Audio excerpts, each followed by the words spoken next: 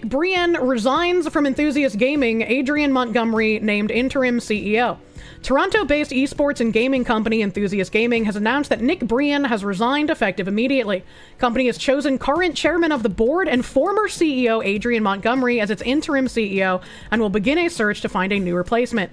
From an economic standpoint, 2023 wasn't a great year for esports, and Enthusiast Gaming was one of many entities hit by the macroeconomic conditions.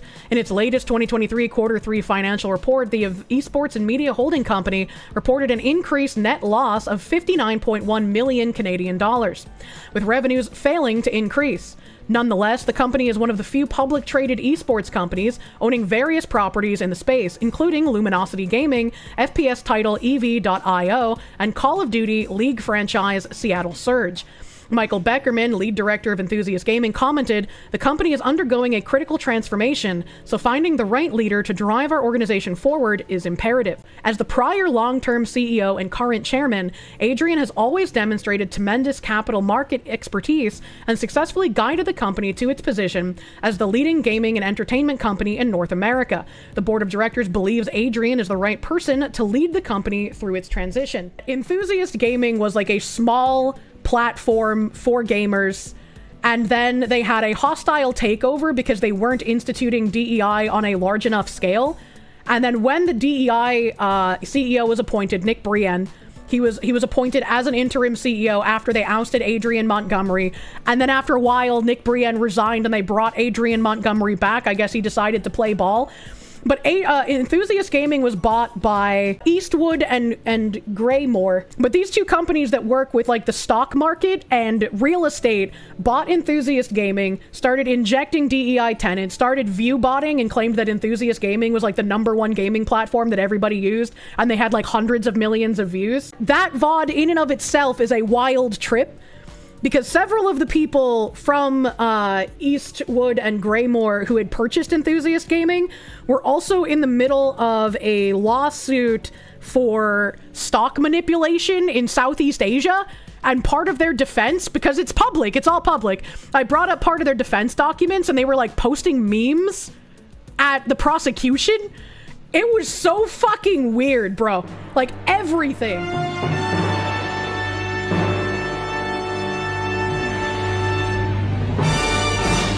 So I want to just briefly touch on the game journalism kind of thing here really quickly before we dive into my giant underground sub-Saharan African trench hole to another dimension. Because like the games industry, the developers and the publishers having this sort of mafia-esque stranglehold on journalists is very relevant when you also realize that a lot of these companies have installed figureheads that do not belong here. And again, like with Bridge, this is an all-encompassing issue. And if you're focusing just on Sweet Baby, just on Black Girl Gamers, you are missing the forest for the trees here. You're focusing on something that does need to be dealt with, but if you only focus on that and you only have the opinion of, if I don't buy these games, it will get better, it will not get better. There is a lot more that has to be done, and like I'm really sorry if you are someone who doesn't like putting effort into things. Due to how bad all of this Marxist ideology has gotten over the decades, it is going to take effort and work to fix things. There is no I just want to be left alone. If you want to be left alone, if you want to have your freedoms, you have to fight for them at this point. You have to fight for them. And it's very unfortunate that we can't live in a way where we can just be left alone. Because these are people who will use your principles that desire freedom and desire to be left alone against you. They don't want to leave you alone. They want to see you destitute. They want to see you in shambles. They want to make sure your children hate you, are against you, will report you to the government. These are insane ideologues and their totems who are purposing ideology in every realm. And that's why I've been beating the drum of Bridge so hard. And why I've been trying to get it out in front of more audiences, because what a lot of people don't understand is while DEI itself has been around since before most of us in chat have been born, it's undergone terminology shifts a million times. Because as soon as someone starts noticing what the diversity, equity, and inclusion initiatives are, they change the name, they go a bit more underground, so people think that, you know, it's over, it was a minor blip, it was just a fad. Bridge is different. Bridge was created as a DEI monitoring company to judge how well DEI was doing in corporate marketplaces, as well as transforming consumer opinions. And when they realized that having DEI just as marketing as they had for the past 20 or so years wasn't doing enough to change consumer opinions, they have brought us away from demoralization, and they're bringing us through destabilization into normalization. They are no longer asking. This is not something you will be able to escape from. This is becoming normalized, which is why it's so important to talk about what Bridge is. It's not an acronym change. It's not a name change. It's all of the most powerful companies across the world coming together saying, this is what you will believe. This is what you will do. This is the work, and this is your life now. So let me play this clip. If you don't have a Twitter, you might not have seen it. If you weren't here in January, you might not have seen it. It's very relevant because it always comes back to that fucking soup chat. Who's involved with Bridge? It's spearheaded by Condé Nast, Campbell Soup for some fucking reason, and also motherfucking, what's the last one? Sephora. Like it's a really weird group of three who are spearheading it, right? But there are so many companies involved, like it is insane. And let me go to my post that I made the other day. This might be a little bit too tinfoil, but we're already super fucking deep, chat. And I thought this was crazy tinfoil back in January, but again, when I was listening to Side Scrollers yesterday, and that other lady whose name is 2 letters that I can't remember. I'm so bad at names, dude. Not Gothics, but the other lady. She was talking about how she had come across like podcasters and influencers who were paid basically to just push these kind of ideologies in their spheres, not outright, obviously, but to subtly push the message. TM. We're already super fucking deep. Pile on that tinfoil, baby. So there's this tweet here. There's a tweet here. NFL Tuesday Night Gaming.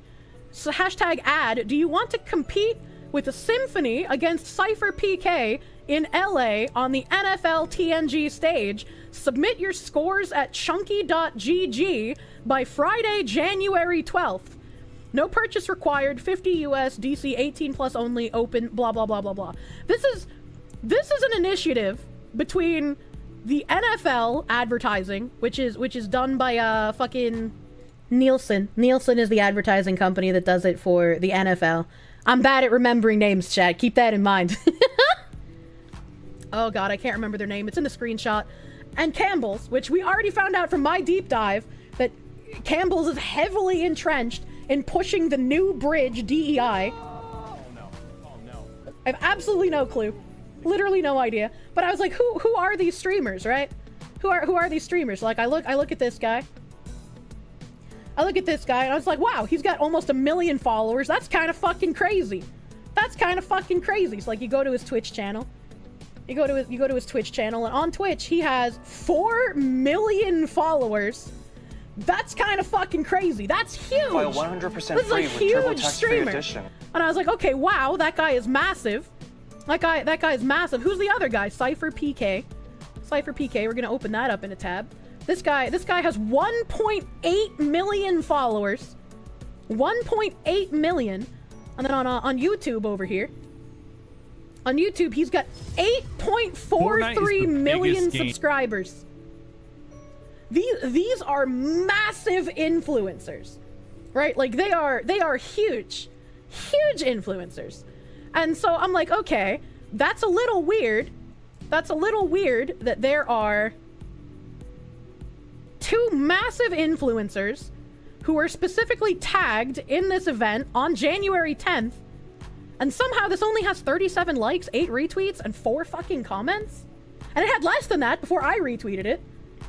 So if they have such big numbers, why does this have almost no attention? Why does this have almost no attention, and it's put together by Nielsen, that's the name of the NFL company that does, or not the NFL company, but the company that does advertising for the NFL. So Nielsen and Campbell's are both members of Bridge who are pushing these diversity measures. I was like, man, that's weird. Why would the NFL and Campbell's Soup need to sponsor streamers? The only like massive brand I can think of that's like a sponsor for anything is Mountain Dew with OTK, but they're an organization, not a single streamer, right? They're a massive organization. Why is Campbell's Soup sponsoring streamers? That doesn't make any sense. Campbell's Soup isn't even gamer fuel. Like fucking Doritos and Mountain Campbell's Dew gamer fuel. It doesn't make any sense. So I was like, previously, you had late night talk show hosts, you had the media talking heads pushing what you should think. Now, streamers are an ecosystem of micro celebrities in and of themselves. So it feels to me that these massive corporations trying to instill these ideals, and again, remember, as I said, they don't just want the companies to be living by these ideals, they want the companies to make the consumers also live by these ideals.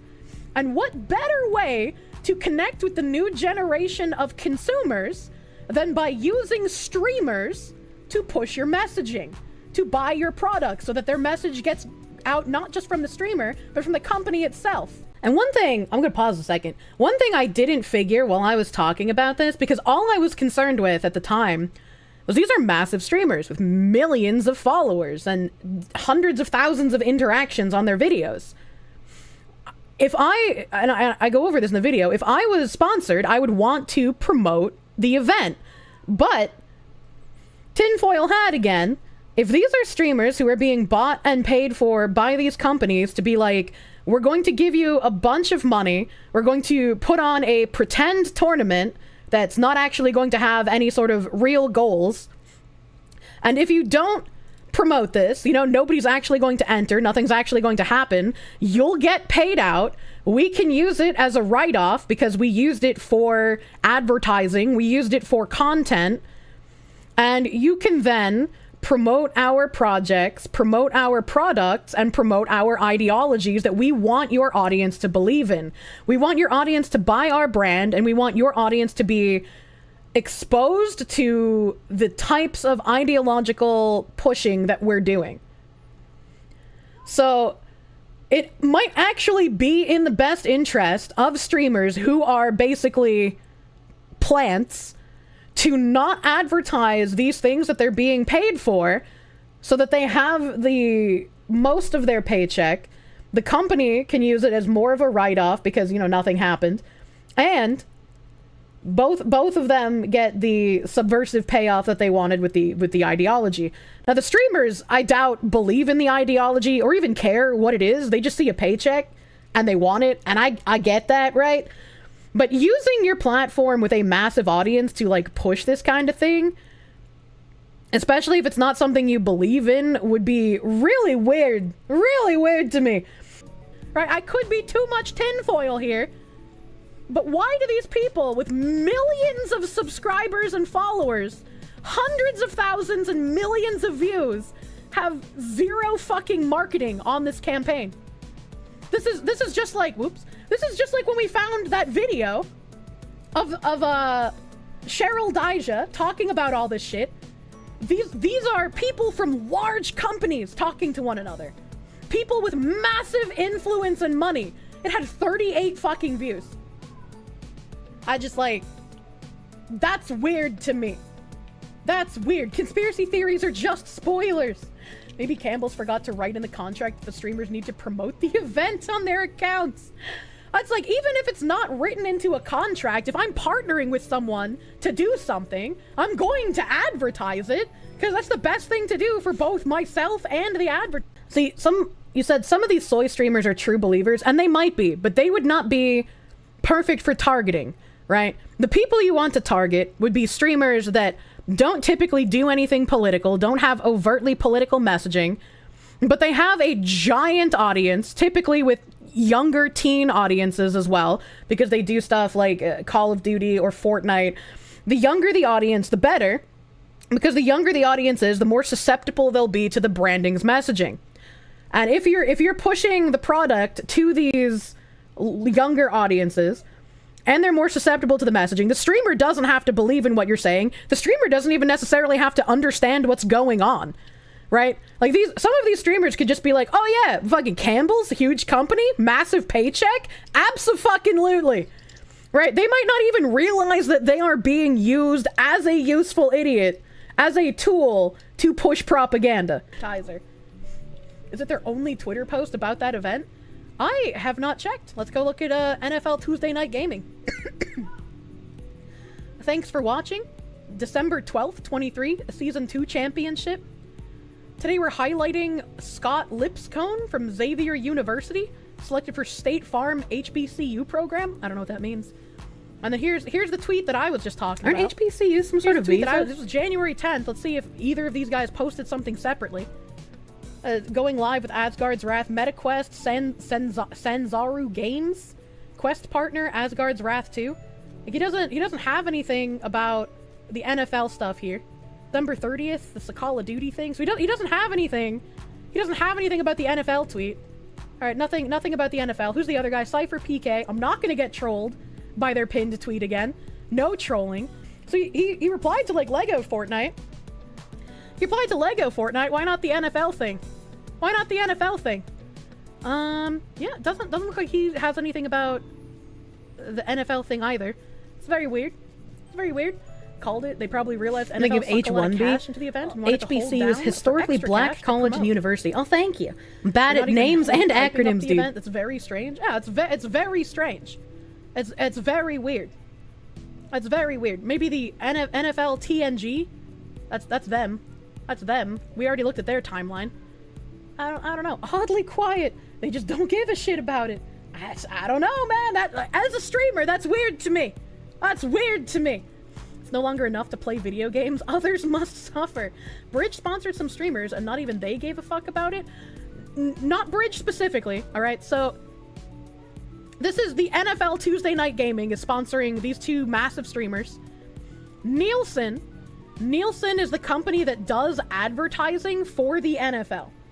And Nielsen is a Bridge partner. Campbell's is also involved in promoting the event, and Campbell's is a Bridge partner as well. So these are all people who are involved in Bridge that are propping up this event. Would not work with that person to promote you if they don't advertise. Yeah, that's what I'm saying. Like, if you want people to work with you, you're gonna have to advertise, right? Maybe they have the numbers where they can do that. I have no idea how it works when you get that large. But yeah, I mean, like I said, I didn't think about it back then, but I'm thinking about it now. Maybe the whole point is to not advertise it. Maybe that's the whole point, because it makes the messaging a lot easier to push if people don't know these connections exist. But you still want to pay the streamer for promoting it. 2.0 framework based on their numbers that they got from the previous DEI initiatives and companies. And they designed this 2.0 framework between March and August of last year. And August was when they released this framework that we went over in my, I think it was a Sunday stream, right? I can't remember. But one of my streams, we went down the rabbit hole because I Googled Campbell's because of the Quarterings video. And now they're pushing the Bridge initiative for 2024. So DEI is going away, but not in the way that everyone in the media is telling you. It's transforming into Bridge. Since the audience is probably entirely children, I mean, yeah, it's easier to go under the radar. Less people are going to look into it. Like, it's just a happenstance that I managed to find it, right? I was like, it's weird. It's weird as heck. The competency crisis is an interesting wild card. Can they run their totalitarian state while the people running it can't run it? Yes. Because while all of us will have to deal with the fallout of the competency crisis, the elite people will not. These are people who can afford to hire their own private security. They don't need to worry about police, right? And when you look at places like in Minnesota that did defund the police departments, immediately all the people on city council hired private security. Because even if you don't deserve a police force, they do. These are people who will have their own private stylists, private designers who will come to their houses, private therapists, private massage therapists. They can use their private jets to fly anywhere in the world at any point in time. So it doesn't matter if we are experiencing the fallout from bridges collapsing, planes falling out of the sky, trains getting derailed and blown up, chicken plants being blown up and catching on fire. It doesn't matter that we're experiencing all of this. The competency crisis doesn't affect the people who are in power. They can just get around all of it. I got an article here from Enthusiast Gaming. How many people in the chat have heard of Enthusiast Gaming? Because until last night, I certainly did not. I had no idea what the fuck this was. It'll be in the tabs later, but apparently Enthusiast Gaming is the largest website and network of gamers online. More people use Enthusiast Gaming than use Twitch. Does that sound kind of crazy to you? Because it sounds kind of crazy to me. So this is December 5th, 2023.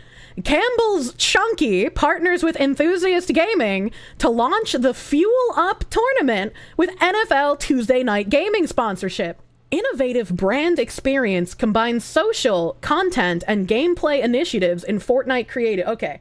Camden, New Jersey, and Los Angeles, California, December 5th, 2023. Campbell's Chunky, the official soup sponsor of the NFL, and Enthusiast Gaming Holdings, Enthusiast Gaming, EGLX on the stock, are partnering to level up the soup brand's gaming strategy with a sponsorship of the popular video gaming series NFL Tuesday Night Gaming. The comprehensive sponsorship program will be part of the second season of NFL TNG, a collaboration between the National Football League and Enthusiast Gaming, featuring NFL players and legends teaming up with top gaming creators to compete in popular video games. NFL TNG Season 2 premiered September 12th, 2023 on NFL TNG's Twitch, YouTube, and X channels. I've never even looked at their Twitch. They got 2.8k followers. Okay. We got the NFL TNG Gaming Showdown presented by Target and Xbox. This was 2 months ago. Let's just skip to a random part of the video. Oh! The skills are translating. Look at this. Tommy DeVito's coming in.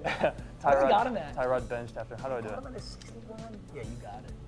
I don't know who any of these people are. That's how you know he's a dog. He doesn't have a face. So what they're doing is what Ninja did when he invited rappers to play with him. Yeah, the chat isn't moving. I mean, it's kind of moving. there's a couple of people there. It's got 39,494 views. That's those 4 people have more money than the entire chat. See, is there like a moment where they're all just chilling out and talking instead of playing the game? Oh yeah, like over here. Hold on. He with himself, and I was like, Eckler to Eckler for the TD. Now, if I can get a double whammy of Raheem and Kyron running touchdowns with themselves against each other, who better on the ground? I think the fans may find that awesome. But you know, we are about to run 3-minute quarters out here. So what fans? What? Yeah, what we run a 3-minute fans? quarter, so you run the ball. Great air raid. There's no one in the chat. It's You can dead. also press Y and it'll generate a random team. Do you guys want to take the risk? It's one of MMG's tactics. Kyron Williams and Raheem Mostert. Are these like actual NFL people? I don't follow. I don't follow that fucking egg ball dude. Now, as you guys are starting to pick up your teams, Yes, starting okay. to pick your teams, you know, one thing I do want everybody to know They're is telling that, them how to play the video game, and they play the video game. What's at the end? What's at the end? What do they do to wrap up? Okay, but we'll see if it shows up like Oh my god, the chat is so slow. Look at how many times that fucking bot message is but, there. You know, as a thoughts as a whole, MMG has been an awesome season of playing Madden with a bunch of NFL legends. Okay, absolutely. How was today for you? Well, it's an honor to play with a guy like this, man. For real. Thank It's you an so honor much. for you, I man. appreciate It's an honor for me. Gosh, yeah, The stream man, allegedly we had got so many 4,819 crazy peak people in. You learn so much about viewers. football. I Yeah. just And don't you get to believe see, it. like, what We've seen all of those guys come onto the show before, and you'll be surprised. You think they got all the knowledge, and like, no, this is my day one. This feels like just as disingenuous as all of those like TikTok stars that get invited to red carpet events in exchange for basically being market plants. where they're supposed to side with like the Writers Guild and the Actors Guild on everything. They were during the writers' strike. There were TikTokers who came out and they were just like, I can't even make videos. I don't know how I'm going to pay my bills. I have to get like a minimum wage job because if I make videos, then I'm going afoul of like what the Writers Guild and the Actors Guild wanted for our partnership, and I won't get invited to red carpet events or anything anymore. And I remember during that, I was like, why does it fucking matter? Why do you want to go to the red carpet events? Why do you want to be part of that weird old world, dude? So anything that is like put on for content can be used as deduction. It probably doesn't matter to Target because like these are such small ticket items for a company that big. But these can be used as deduction since they're being used for content. As part of the campaign activation, Enthusiast Gaming has launched the chunky Fuel Up community on Discord, connecting gamers with Fortnite developers, streamers, and NFL talent in building and playing a brand new Fortnite creative game mode in the chunky Fuel Up Plaza. Throughout the campaign, the Discord channel will serve as a hub for community members to participate in live community game nights with participating Fortnite creators Cypher PK and Symphony and NFL players Ray McLeod and James Daniels. The immersive activation will culminate in a live tournament featuring the top scoring gamers, Fortnite streamers, and NFL talent at the NFL TNG All-Star Game on January 30th. That's a little crazy to me. Like, I understand when brands have, like, small things, like when KFC or, like, Pizza Hut does a tie-in with a gaming company, but then they leave after, like, a week or a month or something, you know? But having, like, something in a game that is just completely Campbell's chunky Fortnite, the only thing that I can think of in that is like, Croc, and how Croc was basically an advertisement for Gummy Savers offshoot of Lifesavers. The intersection between gaming and football is undeniable, and the NFL Tuesday Night Gaming program is a great opportunity for us to connect with our core audience, delivering a unique experience, said Marcy Railbull, VP of Integrated Marketing, Campbell Soup Company. Chunky and the NFL have been partners for more than a quarter of a century, and we believe Chunky Soup is inherently tied to the NFL. The brand's expansion in metaverse activations shows our commitment to innovation and connecting with the gaming audience in a major way. I have never once heard either a hardcore football fan or a hardcore gamer be like, God damn, that match was good. I'm feeling frisky. I need my gamer soup. I need my Campbell's chunky chicken noodle. Like, at least if it was like ramen, it would make sense for gamers. For NFL people, I think like mozzarella sticks, like chicken wings, not soup. Like what? Like what, dude? I'm feeling chunky. We developed NFL TNG to create a diverse, flexible, and brand-safe platform for brands to engage with hard-to-reach consumers, and this innovative custom program with Campbell's is a great example of that, commented Nick Brien, CEO at Enthusiast Gaming. I'm bad with names, chat, but try to keep up with all the names I'm about to throw at you. Through our partnership with the NFL, we're able to combine the worlds of gaming and football in an immersive and engaging way, delivering authentic, additive experience to help our partners grow their relationships with coveted demographics. We are thrilled to welcome back Chunky as a returning sponsor and to continue to grow this exciting partnership as Campbell's expands its footprint in the gaming community. What a weird thing to say. Both the coveted demographics and the expanding Chunky Soup footprint in gaming. The Fuel Up Tournament's qualifying round begins on December 18. The top 6 gamers who submit their high scores in Discord by January 10th will be split into Team Cypher PK and Team Symphony to complete live in the playoffs during an NFL TNG episode. The top 2 scorers from each team will be flown out to Los Angeles to compete in person at the NFL TNG All-Star Game with gaming and NFL talent during the week of the NFL Pro Bowl games. Participants need to be aged 18 plus to be eligible to compete for prizes, including signed NFL merchandise, tickets to 2024 to 2025 NFL games, a Chunky Soup basket, and the ultimate glory of being crowned the Chunky Fuel Up champion. Let's see here. They got 23.1k subscribers here. Videos. 3 hours ago, travel Texas Dallas road trip. Oh, baby. TNG Gaming Showdown was a month ago. Can MMG steal a win?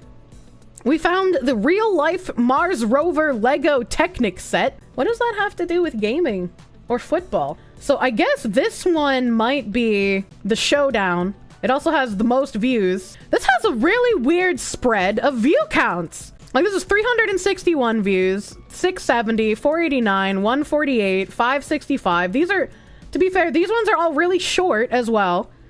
821, 40 seconds. This is 4 minutes rather, 495. 2 minutes, 278, 615 views. This is 2 minutes, but this one has 141,000 views. How did they spike from 615 to 141,000?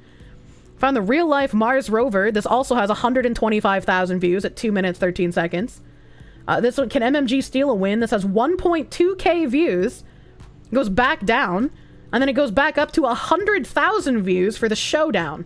I'm assuming... Ladies and gentlemen, welcome to NFL Tuesday Night Gaming. No, this is what we just watched on Twitch. By Target in Xbox. I'm your host, Blaze.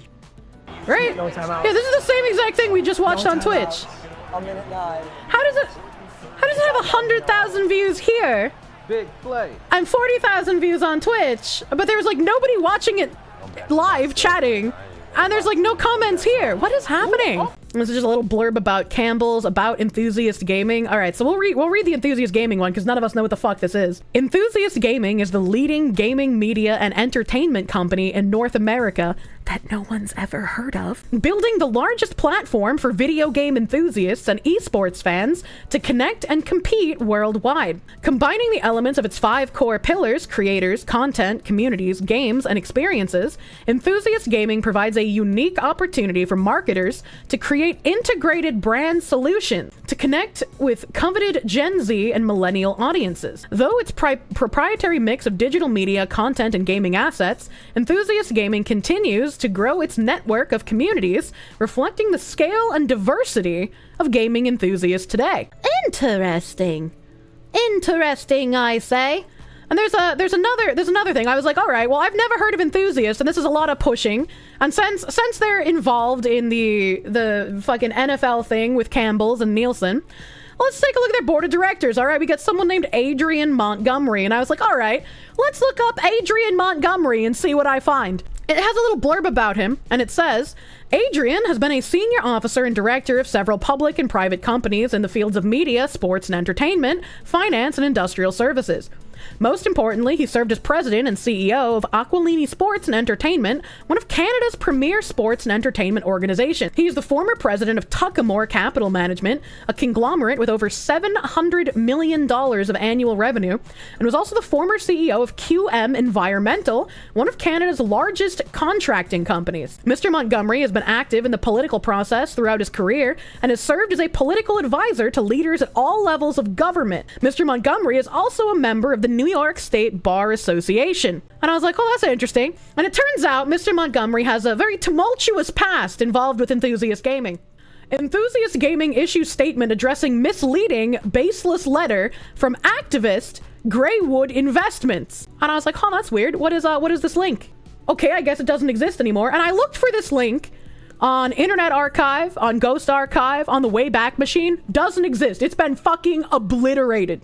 So, with a little bit more searching, we found an article that seemed a little related to this. Enthusiast Gaming spars with top investor as proxy fight looms. May 24th, 2022. Enthusiast Gaming Holdings Incorporated, the Canadian consolidator of esports and video gaming platforms, is facing a revolt by its top shareholder, who claims the company's chief executive and board aren't serving investors' best interests. Greywood Investments, LLC, said Tuesday it will seek to replace a majority of Enthusiast directors and remove Adrian Montgomery from his role as chief executive. In a subsequent release Wednesday, Greywood identified its 6 nominees for election to Enthusiast board, including Dan Petrozzo, a former partner at Goldman Sachs, who also global head of technology for investment management at the Wall Street firm. That's a weird choice. That's a weird choice for a gaming company. Janny Lee, clean it up, who Greywood states has been involved with several $billion worth of M&A.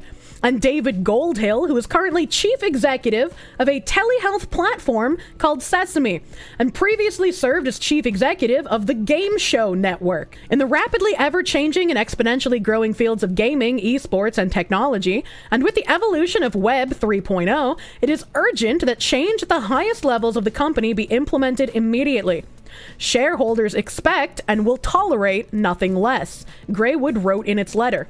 In a 6-page letter to Enthusiast board of directors, Greywood outlined a litany of complaints about the management and governance at Enthusiast.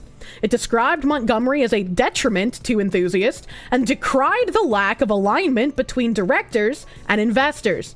Greywood said it owns more shares in Enthusiast, 9.3%, than the entire company's board combined at 5.7%. A filing with the U.S. Securities and Exchange Commission revealed Greywood's stake of almost 12 million Enthusiast shares is largely comprised of 9.8 million shares held by Vantage Trading LLC. In a statement released Tuesday evening, Enthusiast called Greywood's opening salvo a misleading and baseless letter. The company's response largely focused on framing its recent financial performance as indicative of its growth potential and raised questions about Greywood's motives and background. What is clear is that they have no plan for the company other than to take full control of the board for their own undisclosed purposes, without offering shareholders a premium. This is evidenced by Greywood's singular focus on Enthusiast Gaming CEO and a list of grievances that have nothing to do with the long-term shareholder value.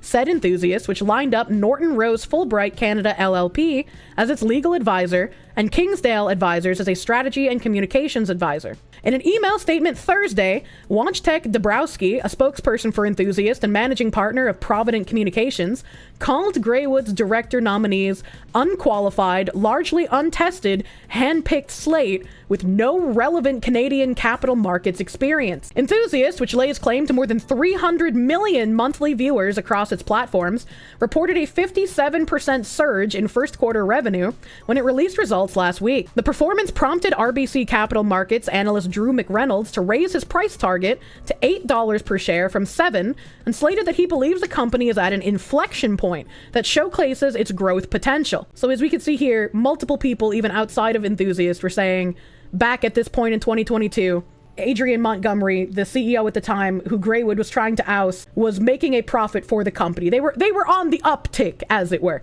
McReynolds is not alone in liking the stock. All 7 analysts tracked by Bloomberg have a buy recommendation on Enthusiast with a 12-month consensus price target of $8.39, implying a potential return of 210.7% from Friday's closing price on the Toronto Stock Exchange. Enthusiast shares shed 27% year-to-date through Friday and are down 75% from their peak of 1087 on August 20th, 2021. We're living in a very tough macro environment for technology companies and growth companies, Montgomery said in a May 16th interview. Let's face it, we're living in a world where Microsoft and Apple are both down over 20%. And so it's unfortunate, but I don't expect Enthusiast Gaming to be totally immune from that. The share price weakness was called out by Greywood in its letter, saying it thinks Enthusiast should have a market capitalization of $1 billion to $2 billion US dollars, as opposed to what it described as the company's anemic market cap range of $250 million to $300 million. At Monday's closing value, Enthusiast NASDAQ listing had a market cap of $281 million. With proper leadership and focus, we see a realistic path to a $4 to $5 billion company, Greywood stated in its letter. Look at the 5-year chart for this company. I don't wanna. Woo!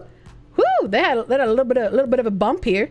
A little bit of a buzz. Oh my God, it's on the downturn. Goddamn, they tanked. And there's probably a reason for that, if I'm gonna be real with you, based on what we're going. Check the 5-year stock. I don't understand stock markets, chat. So yeah, in 2021, they had a big mountain good. Big mountain good. And then not so good. It's a little skiing. Sell. That's a horrendous chart for a stock. Even though we couldn't find this article, right? Enthusiast Gaming had their own one that they wrote. where it says, Enthusiast Gaming issues statement, May 24th, 2022. Enthusiast Gaming issues statement addressing misleading baseless letter from activist Greywood Investments. That's interesting that they have now decided to put the word activist in front of Greywood. Who is this Greywood investment company? Enthusiast Gaming is well positioned to continue delivering rapid top-line growth, while increasing gross profit at a significantly faster rate following strong quarter-run results beat consensus estimates. Greywood is an investment vehicle that lacks transparency and seeks to take full control of Enthusiast Gaming board without paying shareholders a control premium. Enthusiast Gaming regularly engages with its shareholders and continues to welcome constructive input focused on enhancing value. While it is the company's policy not to comment on specific interactions, we want to ensure the facts are clear regarding our corporate strategy, leadership, and our commitment to best-in-class governance. Most importantly, we want to set the record straight on who Greywood is and how their unfounded narrative seeks to serve their own interests. We believe the company is well positioned to continue accelerating both revenue and gross profit, given the exceptionally strong trends we continue to see in our business. Despite the unnecessary distraction caused by Greywood, the company's board and management remain focused on executing on our strategy, said John Albright, the director of Enthusiast Gaming. We value the trust and confidence our shareholders place in us every day, and we plan to continue to drive the business forward to create sustainable value over the long term. Unknown activist fund with suspect motives and a hidden agenda. Shareholders are right to question who Greywood is and whose interest they serve. Greywood has kept details about itself under wraps, and there is no information on who controls Greywood, their operations, or their track record. Have we got some news for you today? What is clear is that they have no plan for the company other than to take full control of the board for their own undisclosed purposes, without offering shareholders a premium.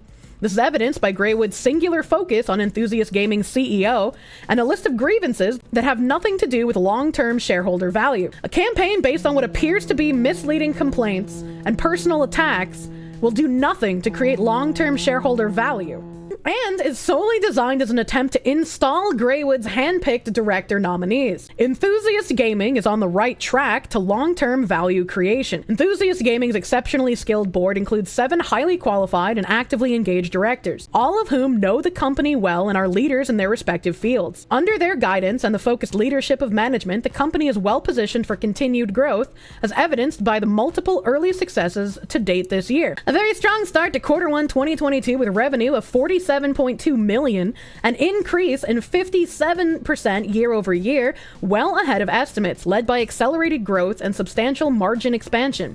This was driven by a combination of strong web and video views, higher direct sales, subscription growth, and better than expected contributions from UGG and Addicting Games. UGG is a name that also has popped up recently.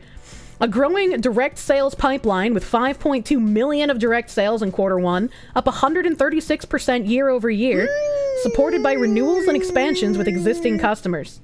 A 127% increase in year-over-year gross profit in Q1 2022, with gross profit effectively equal to Q4 2021, despite a strong seasonal difference between the two periods. And an 83% in year-over-year recurring subscription revenue in Q1 2022, driven by a 70% increase in paid subscribers. All 7 equity analysts covering the company have a buy or outperform rating on its shares. Enthusiast Gaming remains committed to its ambitious plan to accelerate growth and continue margin expansion. Our flywheel model, centered around communities, content creators, and experiences, will continue to drive increasing value. Our team is well positioned to continue developing rapid top-line growth while increasing gross profit at a significantly faster rate. With so much potential right in front of us, now is not the time to risk your investment to unproven activist nominees, commented Adrian Montgomery, CEO of Enthusiast. Kingsdale Advisors is acting as a strategic shareholder and communications advisor to the company. Norton Rose is acting as legal advisors. Enthusiast Gaming is an integrated gaming entertainment company building the largest media and content platform for video game and esports fans to connect and engage worldwide. Combining the elements of its 4 core pillars, community, content, creators, and experience, Enthusiast Gaming provides a unique opportunity and integrated approach to reach and connect with its coveted Gen Z and millennial audience. Its proprietary mix of digital media and entertainment assets, Enthusiast Gaming has built a vast network of like-minded communities. This seems to be getting more interesting because apparently there's supposed to be a little bit of a hostile takeover here. as apparently there's a little bit of a hostility from this Greywood company. So you look into Greywood, and it comes up with the Washington Post, and it says investment firm launches campaign to oust Enthusiast Gaming CEO, also on May 24th, 2022. Greywood Investments, an investment firm with a significant stake in the publicly traded esports and gaming media company, Enthusiast Gaming, announced a campaign to replace Enthusiast CEO and board members Tuesday. Toronto-based Enthusiast Gaming owns a number of video game-focused publications and brands, including Destructoid, Upcomer, and Addicting Games. The esports organization Luminosity Gaming, which fields rosters in the Overwatch and Call of Duty esports leagues, as well as in Valorant, is also a subsidiary of Enthusiast. On its website, the company boasts that it reaches an audience of over 300 million gamers each month. The company's share price dropped below $2 on Tuesday. Destructoid, I thought they're bad. Yeah, this shit goes deep, dude. There's so many companies involved. It's nuts. In a letter addressed to Enthusiast's board of directors, which include NFL cornerback Richard Sherman, Greywood's representatives expressed disappointment in the company's declining fortunes. The frustrating part for shareholders is that the company does in fact possess extremely talented personnel developing and or implementing notable strategies, reads Greywood's letter. We believe Enthusiasts should have a market value of $1 to $2 billion US, not the anemic 250 to 300 million market value under the current leadership. Where are they going to make these billions of dollars? What kinds of investments do you think they're going to take to make the company have those billions of dollars? What do you think happens after Greywood got their wish here and they replaced the CEO? What kind of investments do you think they took here? Enthusiast Gaming did not immediately respond to a request for comment. In their letter, Greywood identifies itself as the largest shareholder in Enthusiast, having acquired approximately 9.3% of the company's outstanding shares. We read this part in a different article. Last fall, according to the letter, the firm reached out to Enthusiast to express grave concerns about the company's direction. In response, the firm said it received a terse, generic, disingenuous, and dismissive email. Across the first 5 months of 2022, Greywood acquired increasingly large stakes in Enthusiast. In January, the firm made 2 filings with the Securities and Exchange Commission, marking that it had acquired 7% of total shares, then bumping that stake up to 8% just weeks later. In those filings, Greywood describes itself as an investment manager for a company called Vantage Trading, which holds the vast majority of Greywood's 9.3% stake in Enthusiast. In the letter, the group outlines an upgrade Enthusiast campaign, the primary pillar of which is to replace Adrian Montgomery, the company's current CEO. Greywood also notes its intention to nominate a selection of highly qualified and interested candidates at a shareholder meeting in June. Moving to the next article by the same guy, Mikhail Klementov. This is June 29th, so about a month later. In a letter to board, Enthusiast leadership asks CEO to step down. 4 vice president level executives at the publicly traded esports and gaming media company Enthusiast Gaming authored a letter to Enthusiast board of directors requesting that the board ask CEO Adrian Montgomery to resign. In the letter, which was viewed by the Washington Post, the group cites failures around strategic planning and equity distribution, not DEI equity, but like financial equity, as well as issues relating to staffing the company's human resources department as threats to Enthusiast's long-term well-being. The letter followed a contentious private call held on June 23rd, during which a larger group of executives at Enthusiast asked Montgomery to resign. According to current Enthusiast employees familiar with the discussion, the confrontation took place during a scheduled weekly meeting for executive leadership and was attended by the company's C-suite, as well as several vice presidents at the company. 3 of the letter's signatories declined to comment when contacted by the Washington Post. Enthusiast Gaming values each and every single one of its committed employees, wrote Eric Bernofsky, Enthusiast chief corporate officer, in a statement to the Post. The fact is, since our current leadership joined, we have dramatically improved our financial performance and significantly increased our standing in the public markets.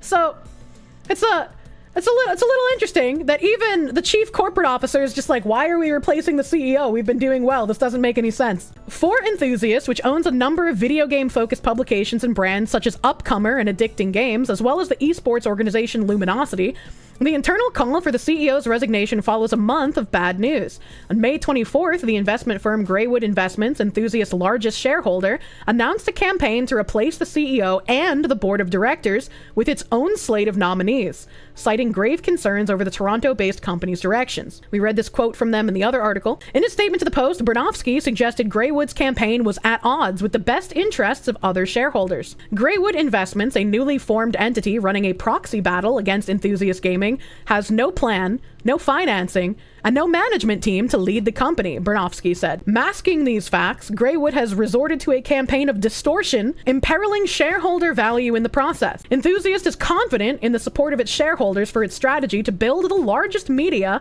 and content platform for video game and esports fans to connect and engage worldwide. Who else do we know that typically receives shadow funding, that typically uses bully tactics to drive fear into developers' hearts, so that they are forced to use their ideological gains? I wonder who we know who does that.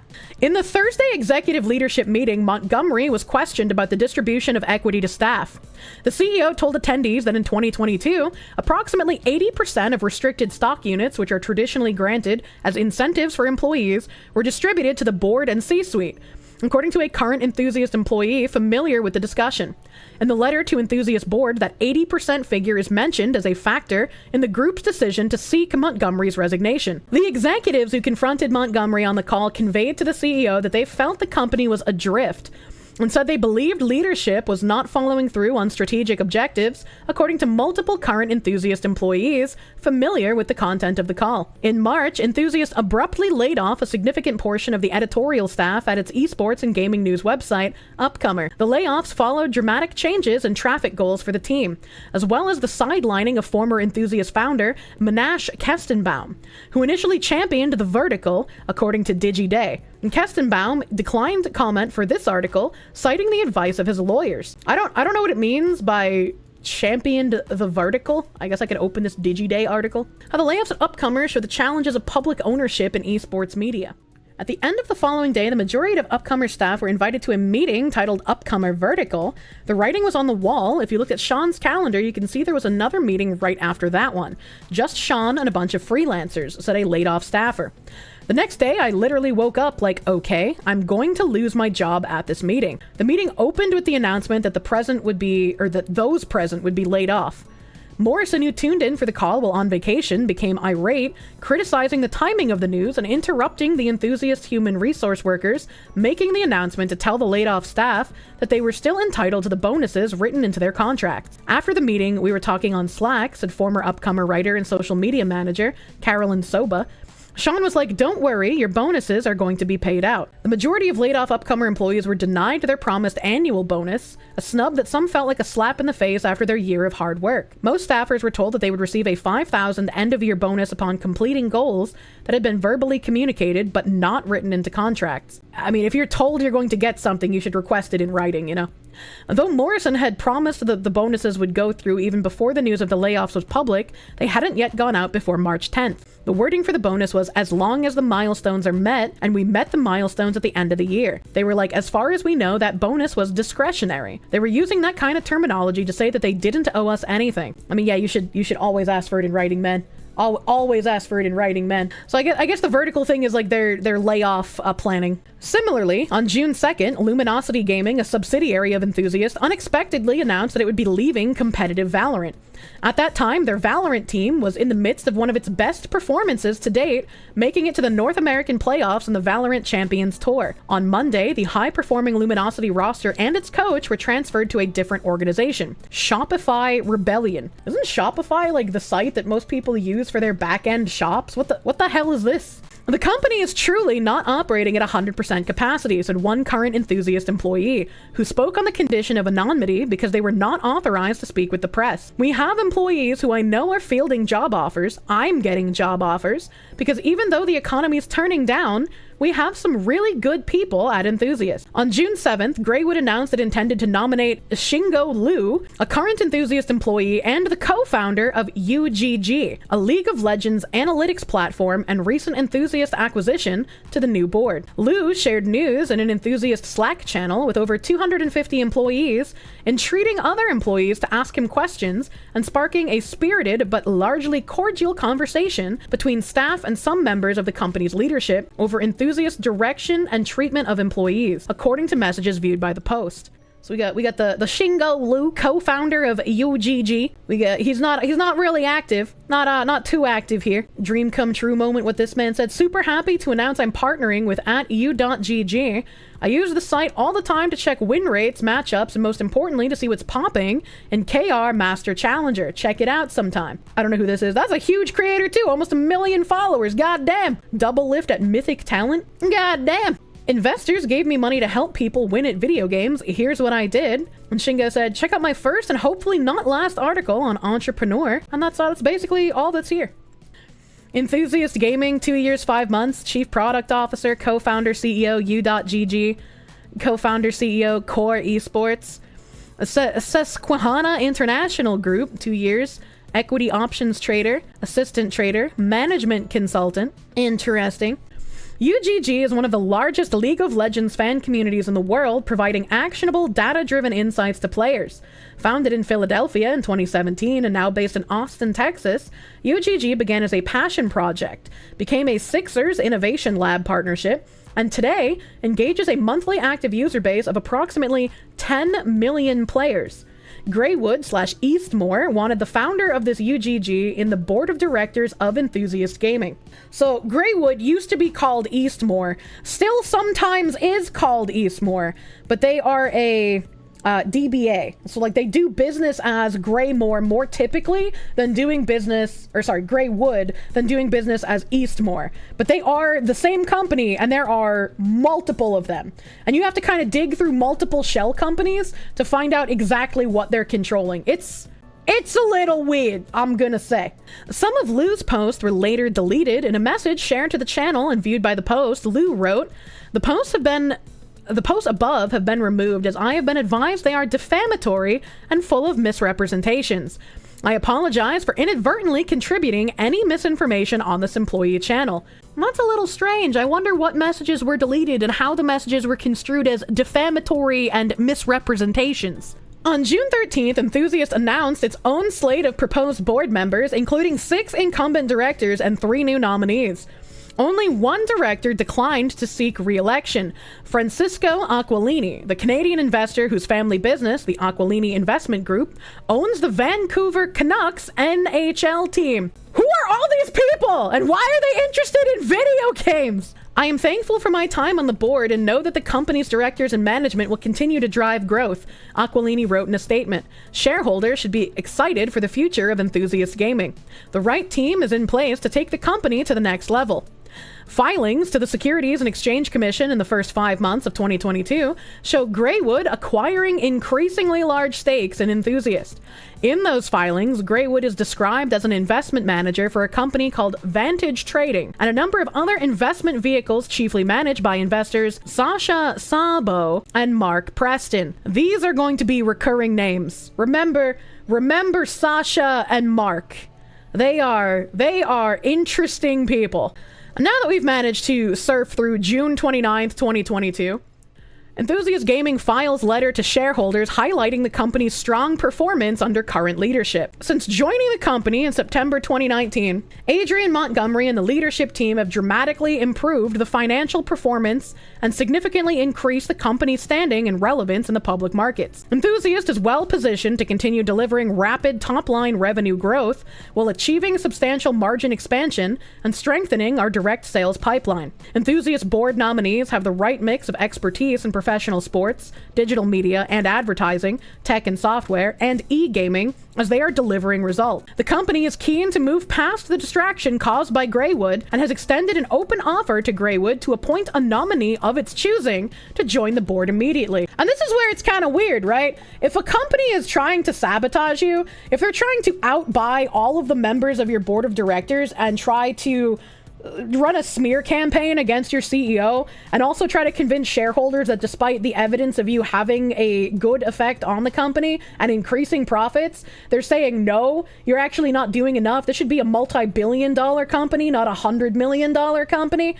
And they're apparently putting out, as the Slingo guy said, I can't remember his name, dude. The Slingo guy was saying how the group chat had misinformation and whatnot in it. Yeah, the defamatory misrepresentation posts that Mr. Liu wrote in the group chat. So it's interesting that they look at this company that's basically terrorizing them and they're just like, look, if you stop terrorizing us, we'll let you put one nominee on our board.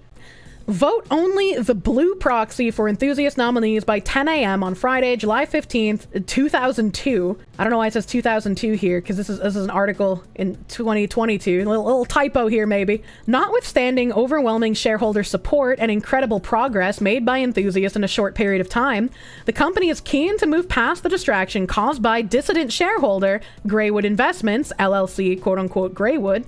In this regard, the company has extended an open offer to Greywood to appoint a nominee of its choosing to the board immediately. Additionally, and regardless of whether Greywood accepts this offer, the company will, 1, conduct a strategic review focused on additional opportunities for increased shareholder value, and 2, by the meeting, reposition Mr. Montgomery from CEO to chair of the board and retain a highly qualified interim CEO until a new permanent CEO is appointed by the board. Mr. Montgomery needs to go through some re-education if he wants to be a CEO. The new chair and board, including the Greywood nominee, will work with the interim CEO on the strategic review, building on advanced and very exciting financial and strategic opportunities for the company. Shareholders are encouraged to review the letter included below and vote only the blue proxy for all 9 of Enthusiast nominees. The full contents of the letter are included below. Dear fellow shareholders, Enthusiast Gaming is on a 3-year winning streak, and we are only getting started. This 3-year winning streak is that giant mountain we saw in that 5-year graph earlier. Since our current leadership team joined the company in September 2019, the company prior to the date is Old Enthusiast, we have drastically grown our business from a property that had an audience of approximately 3 billion views of content per quarter to over 11 billion views per quarter today across our web and video platforms. All the while, we have dramatically improved our financial performance and significantly increased our standing and relevance in the public markets. An unknown group naming itself Greywood Investments is trying to wipe out our progress by taking control of Enthusiast with a less qualified board of directors, and a vague plan with no stated change from the company's existing business plan. Don't risk your investment with an unqualified team. Stop Greywood from hijacking Enthusiast's winning streak. Consistent improvement in financial performance. The reality is, Old Enthusiast was heading into possible insolvency prior to our leadership taking over the company. As of June 30th, 2019, the last reported period under Old Enthusiast reported a total crash of 9.4 million versus total debt and vendor obligations of approximately 40 million. And this is talking about monetary periods, which the numbers are going to hurt my brain, and I don't think it's necessarily relevant. We know that they were doing well. We don't need to know the exact details of exactly how they were doing well.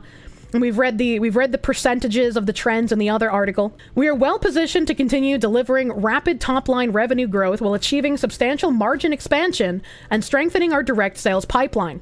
As evidenced by Enthusiast's solid performance in past quarters, we are confident that this momentum will carry into the future and generate sustainable value for the benefit of all of our shareholders over the long term. Additionally, as a result of our recent vendor obligation, conversions into common shares of the company where we settled certain deferred purchase price and earn out payments in common shares in lieu of cash, we also find ourselves in a strong financial position with a strong net positive working capital position versus the massive deficit at the time our current leadership team joined Enthusiast, increasing standing in the capital market community. This is just, again, talking about how they plan on increasing their market shares from here. Enthusiast is on a strong trajectory for future growth. More future growth information's here, talking about targets, financial targets. Enthusiast board nominees are 9 highly qualified business people comprising of 6 incumbents and 3 new nominees, all of whom know the company well and are leaders in their respective field. They are delivering results. Each nominee is specifically selected to help facilitate the continued growth of the company and oversee the continued successful execution of its business plan that is delivering significant results. Their connections and reputations across key industries have already opened many doors for Enthusiast.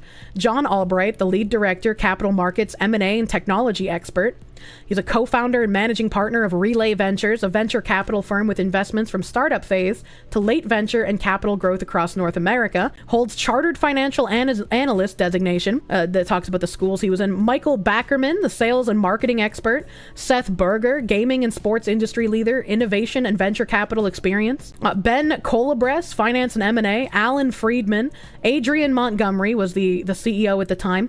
Scott O'Neill.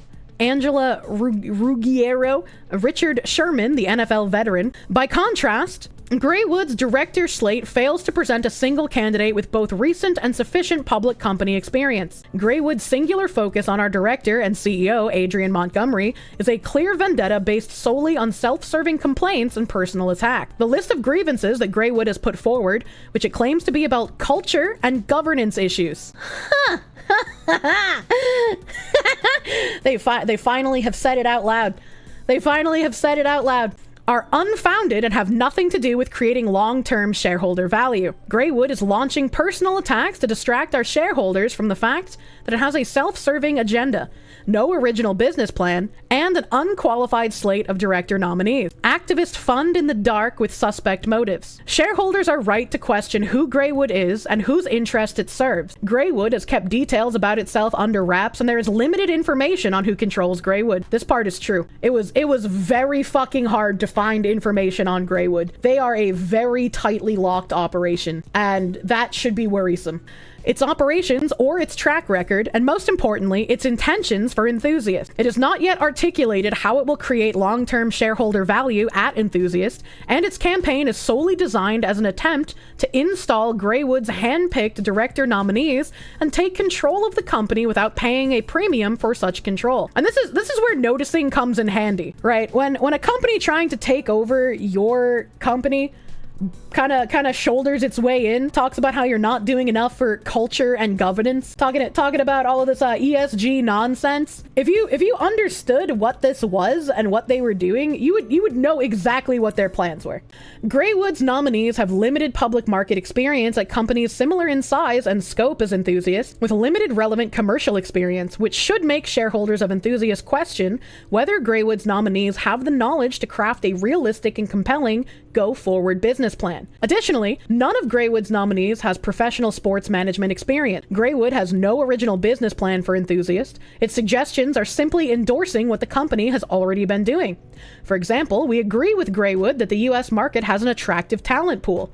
That's why our Los Angeles office is Enthusiast's largest office. And when we are actively hiring there and in New York City, Boston, and Austin, in fact, approximately 150 employees, or 70% of our staff, are in the US today, compared to less than 20 employees in 2019. In its letter sent to Enthusiast on November 19th, 2021, a little bit of tinfoil here. The Bridge Initiative was also set up either late 2020 or early 2021, can't remember exactly which one.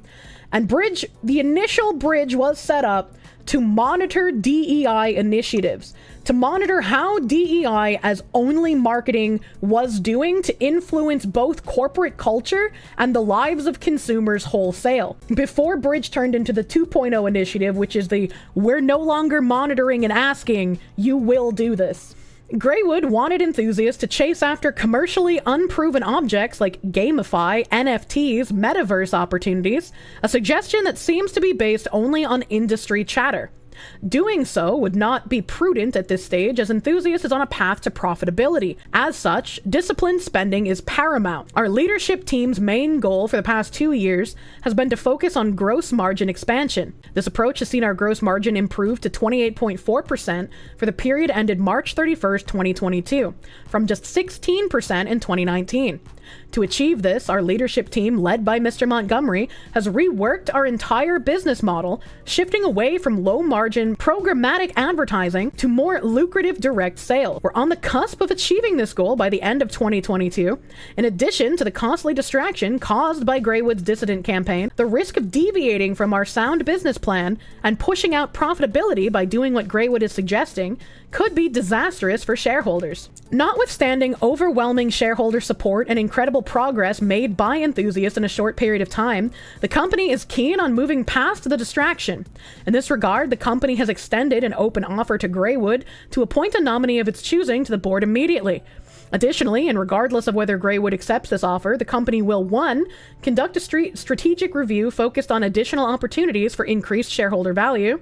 2. By the upcoming AGM, reposition our CEO to chair of the board and retain a highly qualified interim CEO until a new permanent CEO is appointed by the board. The new chair and the board, including the Greywood nominee, will work with the interim CEO on the strategic review, building on advanced and very exciting financial and strategic opportunity. While Greywood has suggested that certain Enthusiast nominees, including Seth Berger, Alan Friedman, and Angela Ruggiero, will be offered the opportunity to serve on a Greywood board. For clarity, none of the Enthusiast director nominees have given consent to serve on a Greywood nominated board. I am pleased with the direction of the company and the responsible approach that the board has taken to try and end this distracting and costly proxy fight, commented Seth Berger, an Enthusiast nominee. The board is committed to moving past this chapter expeditiously. Shareholders need a strong board that is able to capitalize on the unique positioning of Enthusiast and that is focused on creating meaningful value instead of chasing clout and the next shiny objects. This is why we are urging you to vote only your blue proxy for Enthusiast director nominees. And this has more of the information on that.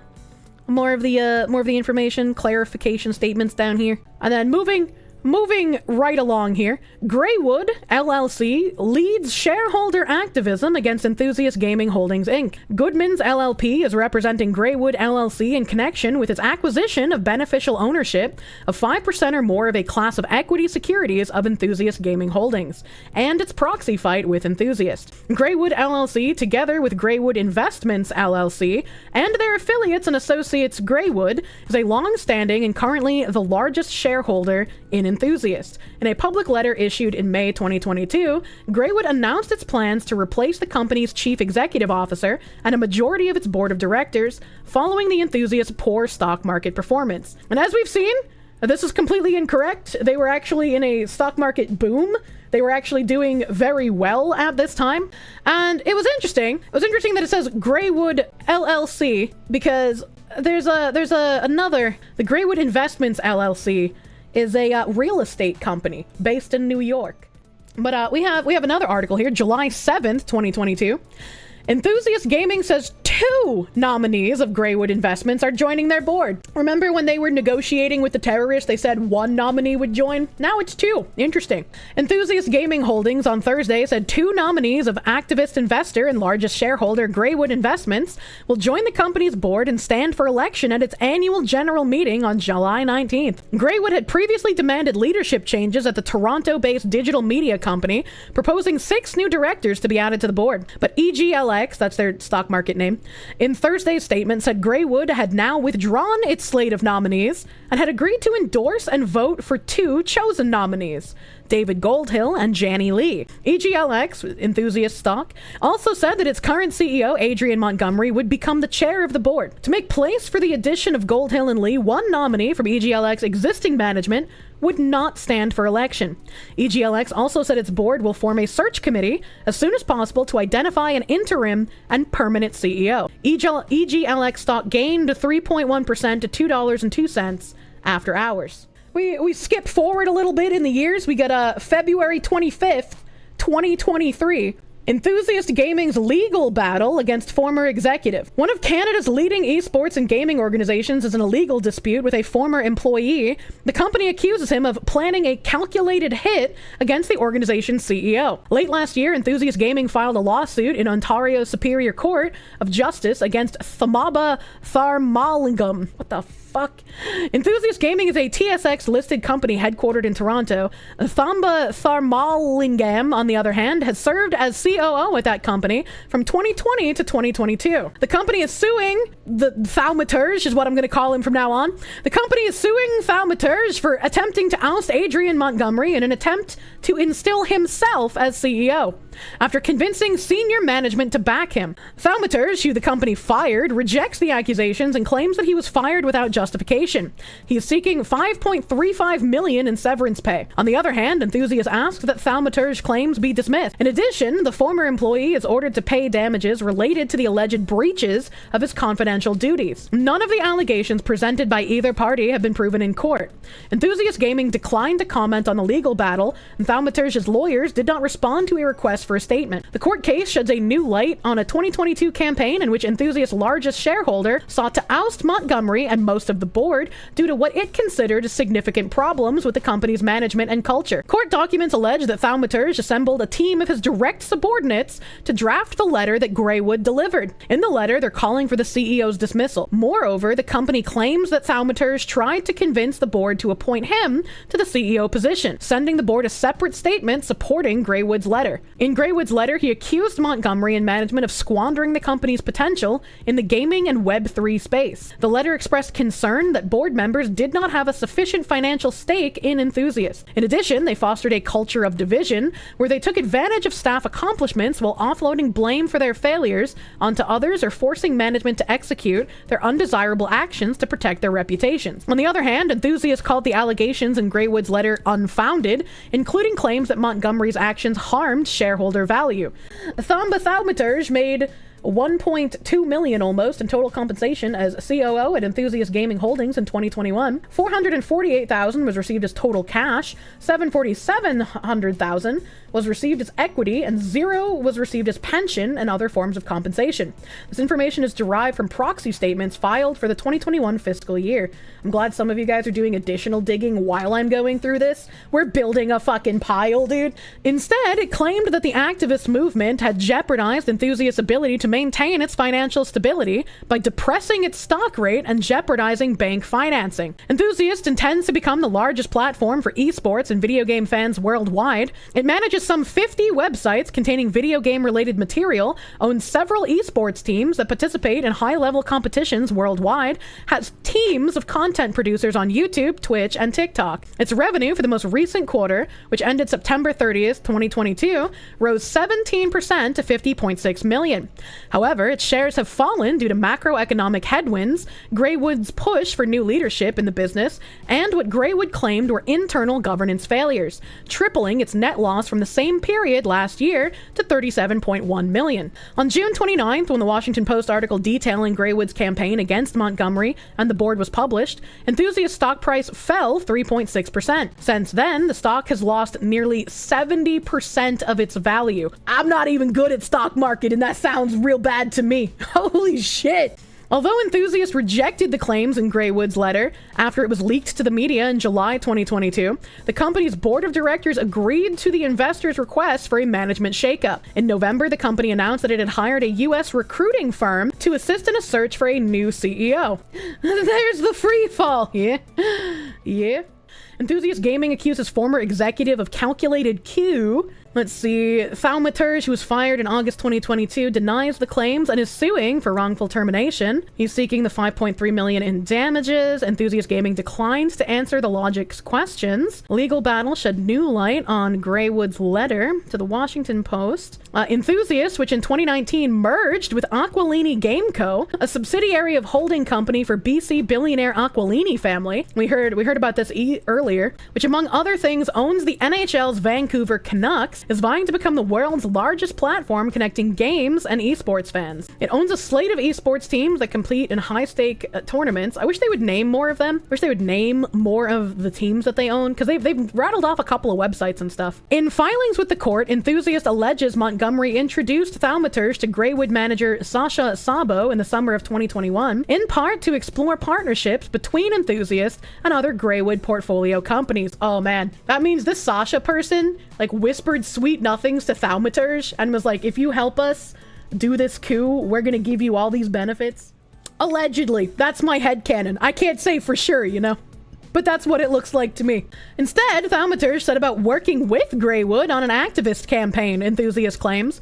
Through that campaign, the plaintiff undermined Enthusiast Management Group, seeking to promote himself to the position of CEO and disregarding the fact that he was actively harming enthusiasts. Greywood also accused Montgomery of driving talent and potential recruits away from the company by creating a culture of divisiveness in which he co-opted staff's achievements while either dispensing blame on others for his failures or focusing management to execute his undesirable actions to protect his own reputation. But like, if they were doing well in the stock market, what reputation was he having to protect? I'm a little confused with that one. The letter argued that Enthusiast needed to replace the CEO and most of its director in order to position the company as a global leader, focusing on its unique strength in data science, technology, and development. The company also accused Thaumaturge of shielding himself from possible blowback from the alleged coup attempt by renegotiating his employment contract to include extraordinarily favorable termination and change of control provisions. The then COO pressured Enthusiast to renegotiate his yearly salary. Before he was fired, Thaumaturge was earning $429,000 and was guaranteed a discretionary annual bonus of at least 50% of his base pay. That's a lot. That's a huge bonus. What the fuck? In response to the company's counterclaim, Thaumaturge denied any involvement with the activist campaign against Montgomery and rejected allegations he renegotiated his contract in bad faith. That's a bit too much of a coincidence, right? Like, you meet with the Greywood people, you decide to work against your company because you want the CEO position, and you just happen to renegotiate your contract to be a bit more favorable before the entire coup goes down. I ain't believing it, dude. He maintains he was wrongfully dismissed and that his employment contract entitled him to a lump sum payment equal to 30 months of his base pay, a prorated bonus based on 90% of his annual salary, plus 15 months of benefits. It's no fucking wonder some of these high-powered people can just, like, not work for years if their old companies have to pay them this massive amount of money. What the fuck? The plaintiff never wanted the CEO position, reads his reply, adding that he did not take any steps to encourage the removal of Adrian Montgomery as CEO. Only the defendant, through its board of directors, had authority to remove Adrian from his position. Although Enthusiast rejected the claims in Greywood's letter, after it leaked to the media in July 2022, the company's board acquiesced to the investors' request for a leadership shakeup. This is just another fear tactic. The letter somehow mysteriously leaked to the press. And so Enthusiast was like in a corner where they had to respond and deal with the terrorists, say. Along with agreeing to replace Montgomery, Enthusiast named 2 Greywood nominees, David Goldhill, Janny Lee, to the board. Relay Ventures managing partner John Albright moved from lead director to chair of the board. Relay is an investor in The Logic. And Francisco Aquilini, managing director of his family's holding company, did not seek re-election as the chair of the board last year. In November, the company announced that it had retained a U.S. recruitment firm to help in its search for a new CEO, which is now in its 8th month. Montgomery himself, who's serving as interim CEO, said the search for a new CEO continues and remains a top priority. Oh, the section is powered by The Logic. The Logic is Canada's preeminent tech and business newsroom. For more info, visit The Logic. If we fast forward a little bit to current year here, January 2024, Nick Brien, who was appointed CEO at some point, resigns from Enthusiast Gaming. Adrian Montgomery named interim CEO. Prior to joining Enthusiast Gaming in March 2023, following Montgomery's resignation, Brien was previously the CEO of advertising technology firm Amobi and the America's CEO of marketing network company Dentsu. Earlier in September 2023, Enthusiast collaborated with Netflix and Metavision to launch its first ever Fortnite creative in-game experience for One Piece. During Q3, it also renewed and worked with notable advertisers, including Coca-Cola, UPS, Toyota, Shell, FX Networks, AT&T, Paramount Pictures, and ESPN. Who the fuck are all these people? We have this filing date, this little holdings company thing. A subject company, Enthusiast Gaming Holdings Incorporated in Canada, filed by Greywood LLC. And this is a filing date January 19th, 2022. And in this filing, schedule filed to report an acquisition of beneficial ownership of 5% or more of a class of equity securities. This is a 215-page document, so I'm sure there are things in here that I will have missed, but I want to jump us to item 2, identity and background. This statement is filed by Greywood LLC, a Delaware limited liability company, Greywood, whose principal office is at 5 Dakota Drive, Suite 210, New York, New York, 11042. Vantage Trading LLC, a Delaware limited liability company whose principal office is in Wilmington, Delaware. Sasha Sabo, an individual with a business address at 5 Dakota Drive in New Hyde Park, New York.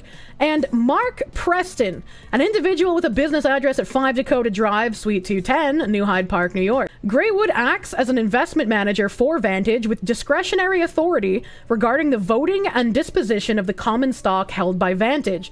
Zabo and Preston are the managers and controlling beneficial owners of Greywood. Greywood also acts as an investment manager with discretionary authority for Axion Group, LLC, a Delaware limited liability company, beneficially controlled by Preston, quote-unquote Axion, Preston Kids, LLC, another Delaware limited liability company, controlled by Preston, which is Preston Kids in parentheses, Preston Trading, LLC, another Delaware limited liability company, controlled by Smudar Preston, the wife of Preston, quotations Preston Trading, Madison Capital Partners, another Delaware company, beneficially controlled by Sabo, Madison Incorporated, Longview Partners, another Delaware limited liability company, ultimately beneficially controlled by Sabo, Longview, and Seaview Partners, LLC, a Delaware limited liability company, beneficially controlled by Sabo again.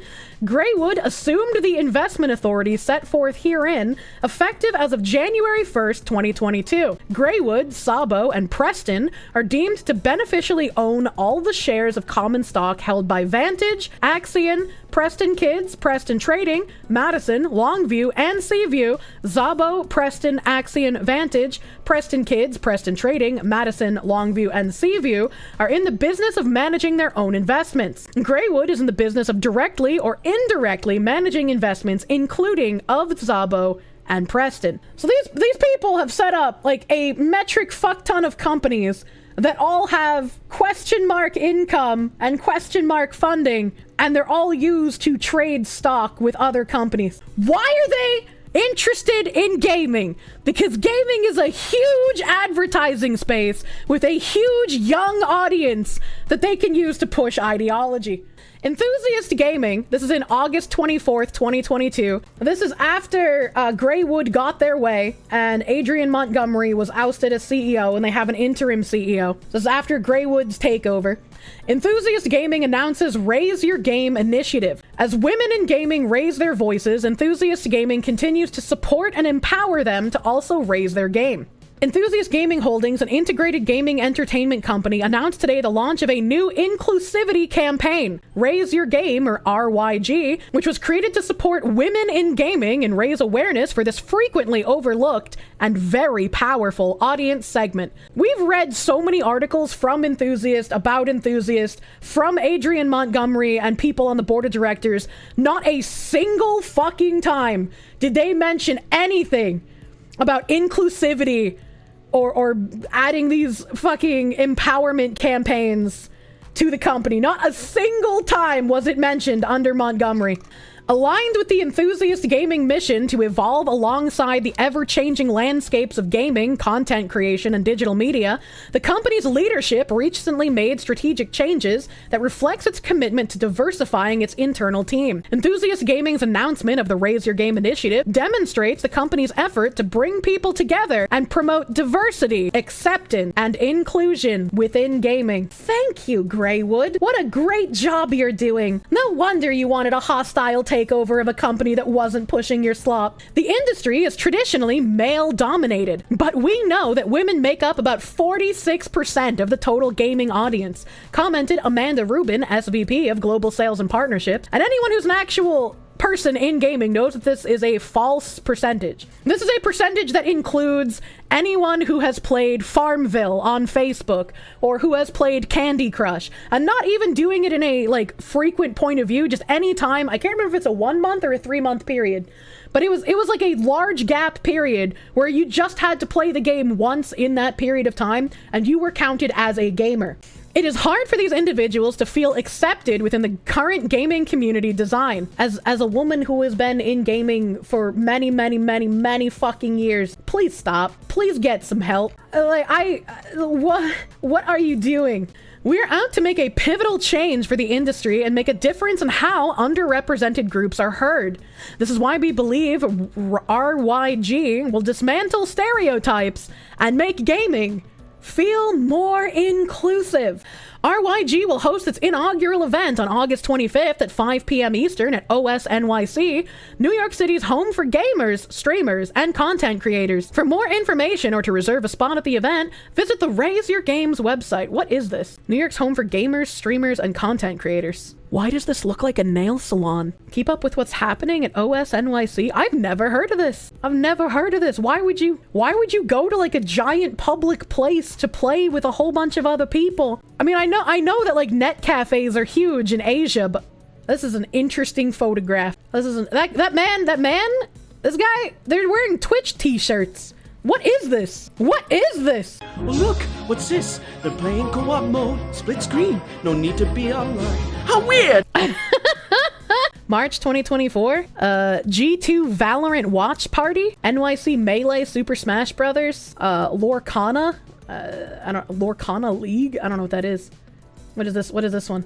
VGM Jam Sessions, Jujutsu Kaisen Cursed Clash, Crossover Arc, Bum's Birthday Bash, House of Aura presents Sounds of the City, $500 online prize pools, Valorant OS Open $500 prize pool. What the fuck am I even looking at? Sponsored by Red Bull. An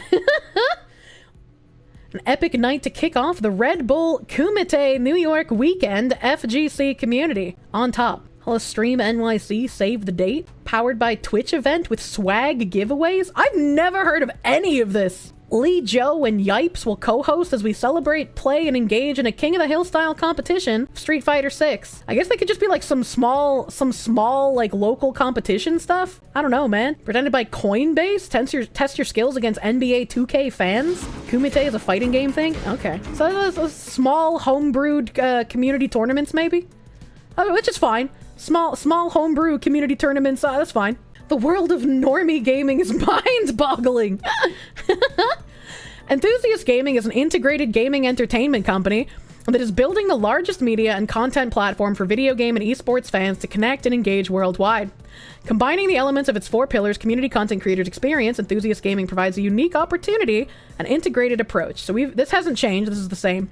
So they now have diversity and inclusion initiatives, and here's the Raise Your Game website. Please join us for an inaugural networking opportunity to connect with other trailblazing women and non-binary individuals in the ad industry. RSVPs are closed. August 25th at 5 p.m. at the OS NYC. Come celebrate and connect with other women, persons who identify as women, or non-binary individuals who have changed the game in a happy hour hosted by Enthusiast Gaming in partnership with The Game Her. Hosting this event is in a space that harkens to traditionally masculine activities is our challenge to the industry at large. Women and non-binary people can and do make their mark in these spaces too. And we at Enthusiast Gaming want to continue to foster conversation and connections. Join us for an evening of drinks, conversation, and opportunities to play games with your new connections. Am I the only one that thinks it's a little silly to try and push this kind of an initiative? To be like, we want to give special access to women and non-binary people, but then they're just like, oh yeah, also persons who identify as women can come. So what's stopping for any man from showing up just the way that he is normally and being like, yeah, me, I identify as non-binary. Actually, I'm a woman. I'm a femme presenting non-binary. I'm allowed in here. Like, it's just 40+%, by the way. And then we have this PDF, Enthusiast, the Business of Gaming. This is their September 2023 PDF talking about their management discussion and analysis of where they're going. 2023. This is another 45-page document. Down here it says sustainability.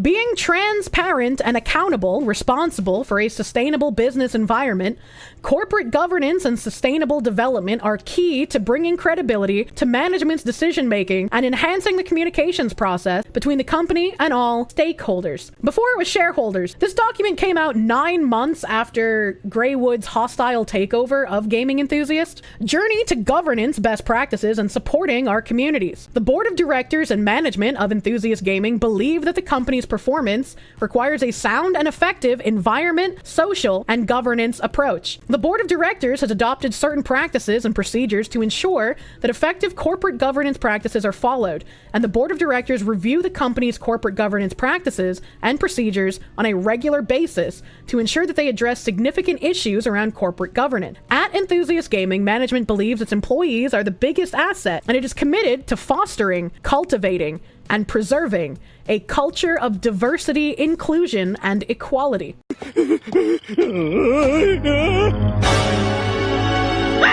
The collective sum of the individual differences, life experiences, knowledge, inventiveness, innovation, self-expression, unique capabilities, and talent that the company's employees invest in their work represents a significant part of the company's culture, reputation, and achievements. This is, again, it wants to be part of the culture. It is not a marketing technique. It is not a box you will go to work and check after going to a diversity meeting.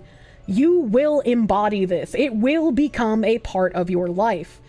That's the only way to avoid this, is not just to vote with your wallet, but to have people in actual positions to change this, speak out, and do something about it.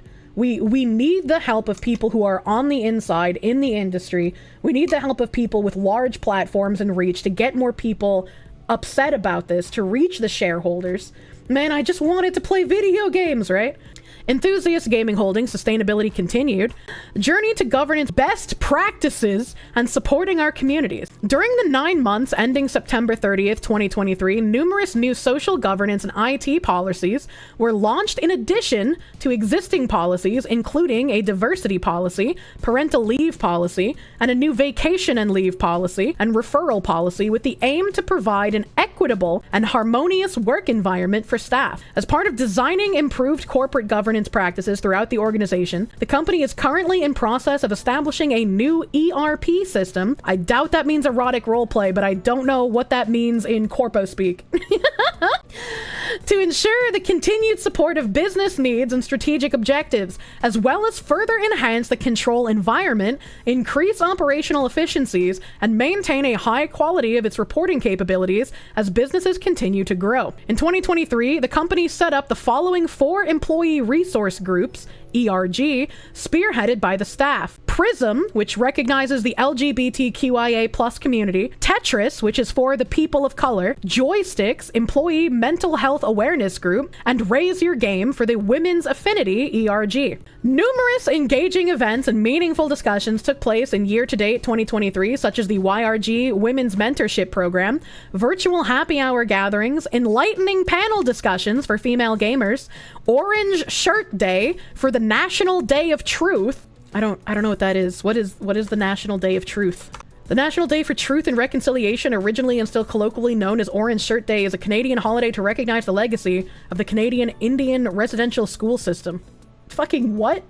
In 2023, Luminosity Gaming continued its commitment to diversity, equity, and inclusion.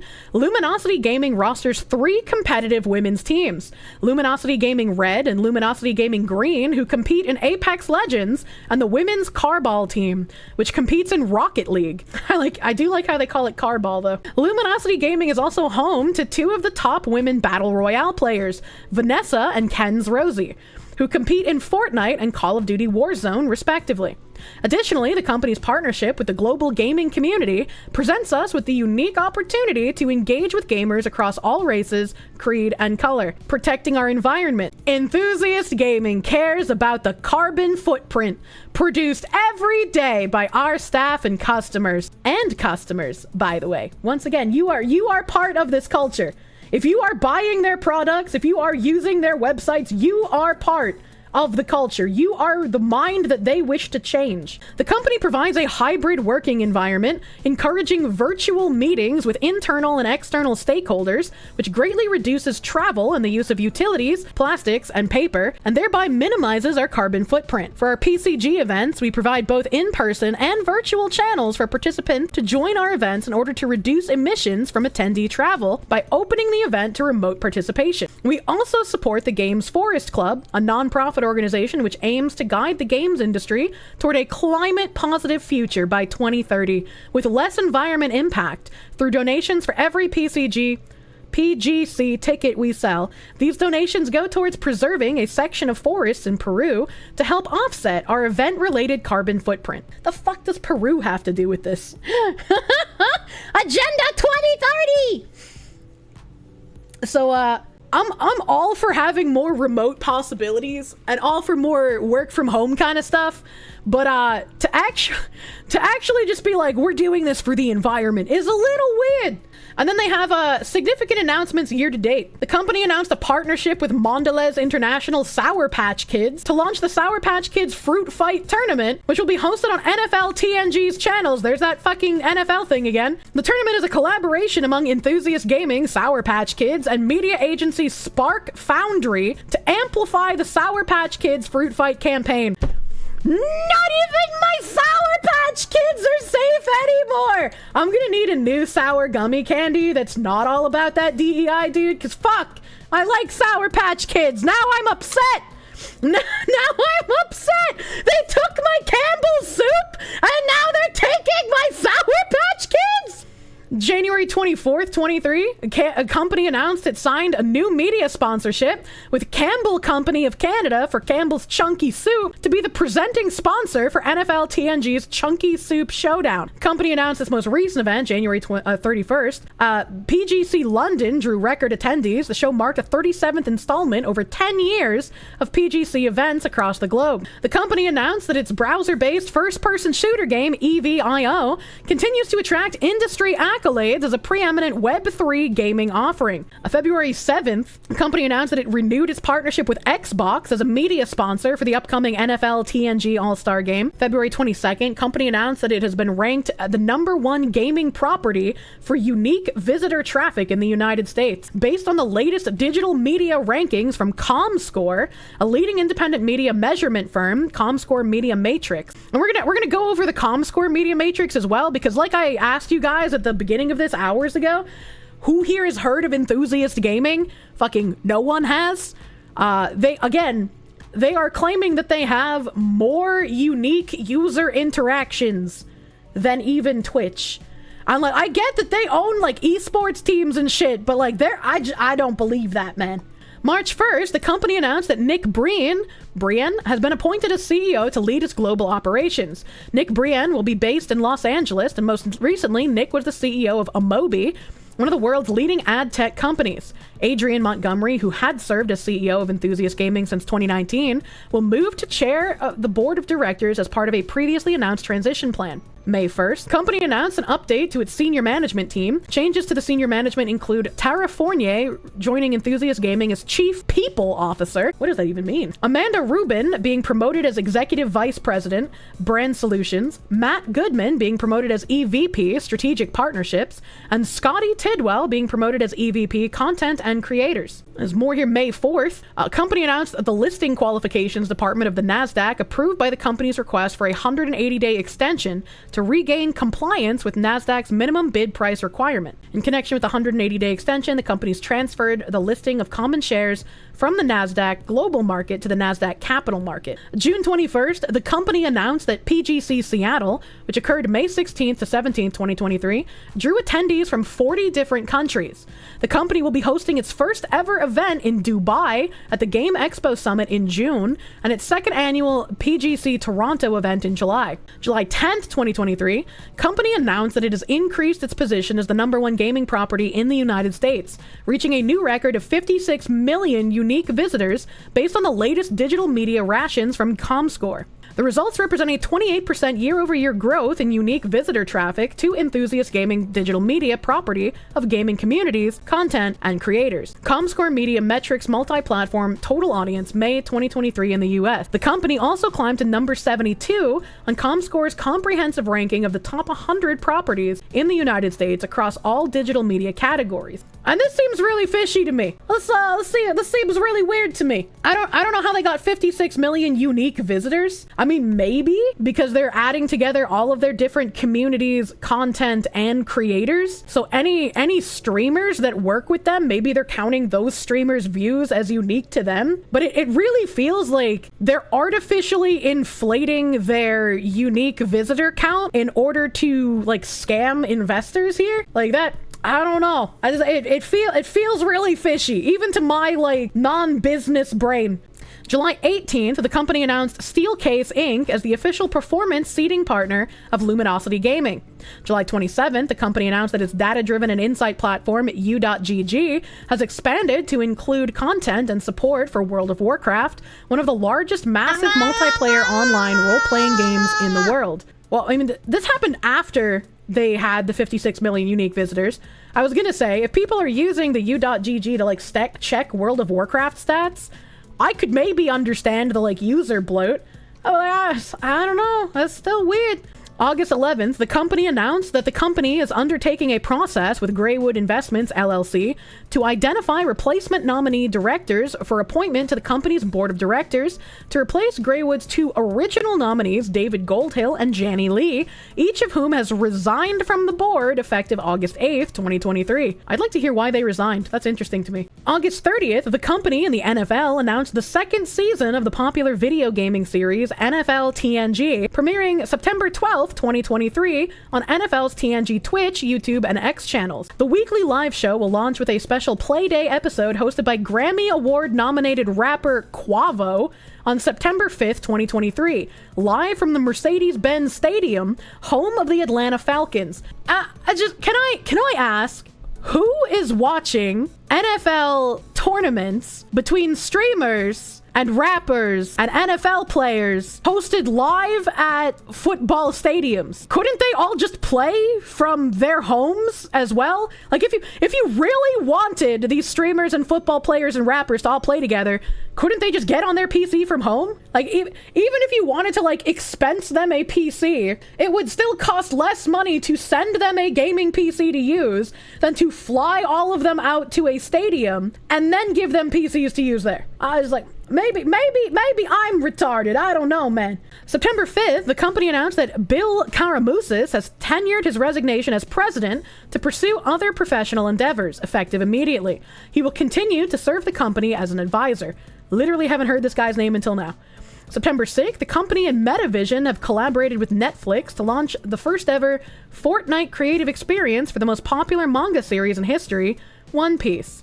In celebration of the new live-action version streaming globally on Netflix beginning August 31st. October 12th, the company announced that it has entered into an amended and restated commitment letter with its primary lender in relation to its term and operating credit facilities to provide up to $7 million of additional liquidity. October 23rd, the company announced that it has notified the Nasdaq of its intention to voluntarily delist its common shares from the Nasdaq capital market. October 26th, Luminosity Gaming, the company's esports brand and one of the largest esports organizations in the world, will host Luminosity Makes Moves Miami, a 3-day Super Smash Bros. Ultimate and Melee tournament series in Miami at the Newport Beachside Hotel and Resort from October 27th to 29th, with live coverage on Luminosity Gaming's Twitch channel. November 3rd, the company announced that Luminosity Gaming has returned to the Rocket League after a 1-year hiatus. In connection with its return, Luminosity Gaming has secured 2 of the top North American competitors and former Optic Gaming team members, Retals and Magic Bear, positioning Luminosity Gaming to be immediately competitive in the North American scene. I do not watch esports, so I have no idea who these people are.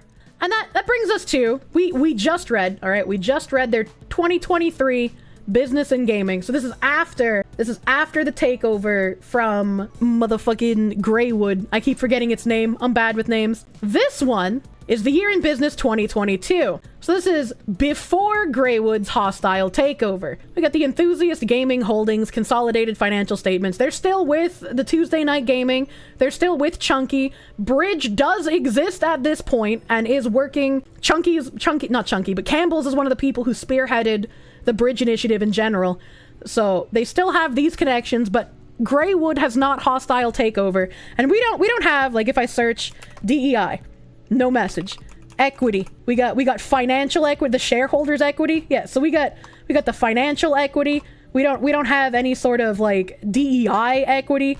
These are all normal financial equities that would be in a report like this. That's normal. Let's try diversity. If I can spell it right. Diversity. No diversity. All right. Okay. Let's try inclusion. Okay. Nothing for inclusion. Let's try carbon, for the carbon footprint. Nothing, okay? What about ESG in general? No, we got nothing for ESG. Wow, that's interesting. That's interesting. I can't find any of the buzzwords in their year report for 2022. The power to govern the financial and operating policies of an entity as to obtain benefits from its activities. This is just normal. This is just subsidiary entities. This isn't the governance. This isn't ESG. This is normal for financial practices here. Inclusive of estimated working capital and other adjustments. No, this is just monetary again. Inclusive of estimated working capital and other no, just monetary. Diver. Nothing for diver. No, this has a couple of more pings because the word required shows up, but they don't have any of the nonsense equity in here. And so now Enthusiast Gaming has this section on their website, governance. Invest in the future of gaming. When you invest in Enthusiast Gaming, you invest in a community of passionate gaming enthusiasts who are committed to building an authentic network of gaming events, media, and advertising. And I'm just gonna say, I don't know how much I believe you. Being transparent and accountable, responsible for a sustainable business environment. Corporate governance and sustainable development is the key for the success, which brings credibility to our decision making and enhances the communications process between the company and all our stakeholders. The board and management believe that a sound and effective environment, social, and governance (ESG) approach is an integral aspect of the company's performance. The board has adopted certain practices and procedures to ensure that effective corporate governance practices are followed, and the board reviews the company's corporate governance practices and procedures on a regular basis to ensure that they address significant issues of corporate governance. Nick Brien on moving from Adland's corner office to a gamer's chair at Enthusiast Gaming. No more playing around as an agency executive. Nick Brien, former CEO of Dentsu America's McCann and IPG media brands, talks gaming and the importance of not shoving shit ads in gamers' faces. That's really ironic, all things considered, that we've just read.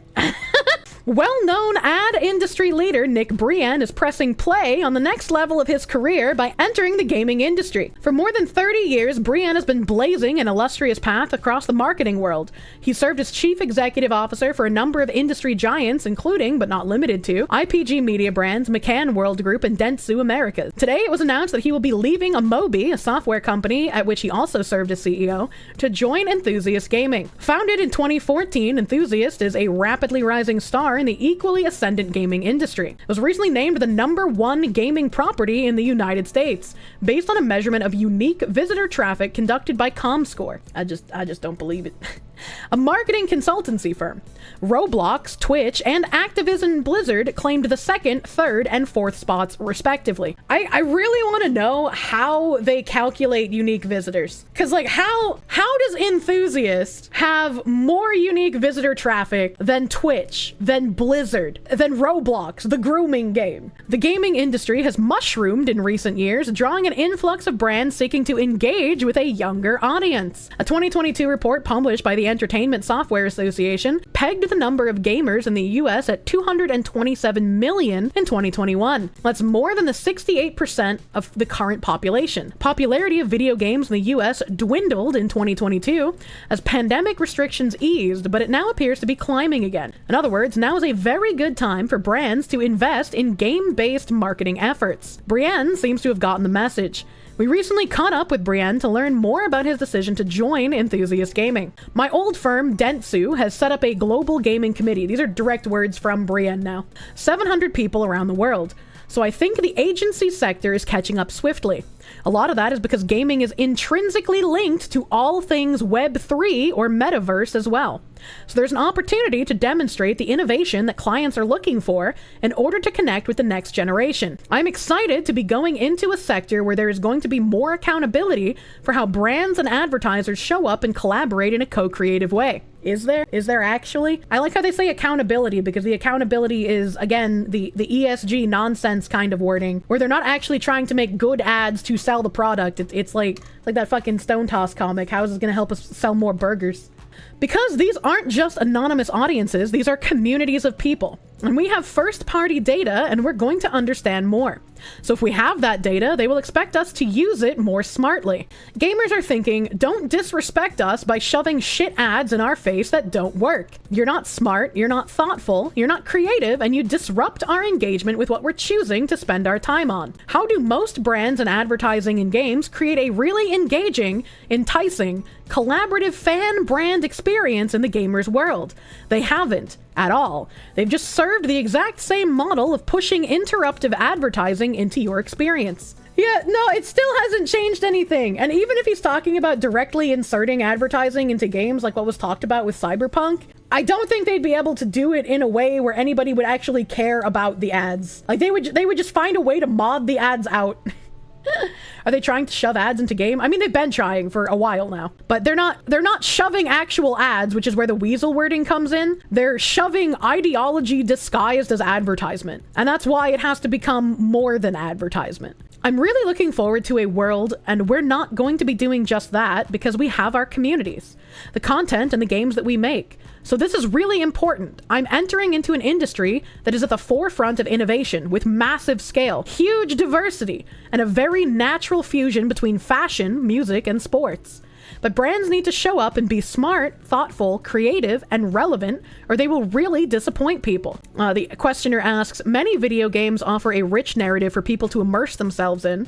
Were you at all drawn to the gaming industry by the storytelling component? And Nick Brien responds, it wasn't just about the power of creativity, it was also about innovation. The innovation to imagine a multiverse, a metaverse between the physical and the digital, and to be at the forefront of what that looks like. That's so exciting. Great stories and great experiences because they fuel not just that opportunity for yourself, but how you could potentially be a part of it in terms of co-creation as an individual participant. Hey, you gotta get paid your Bitcoin to play the game. Two media sectors are exploding at the moment. One is retail media and the other is gaming media. On the gaming side, it is about brand performance. This is going to be the brand fan experience. So we're going to be connecting. We're going to be working really smartly with the creators and our environments to ensure that the fan experience and the brand experience are really good. Then we will start thinking about commerce, thinking about NFTs, not just for commerce, but for identity and tracking.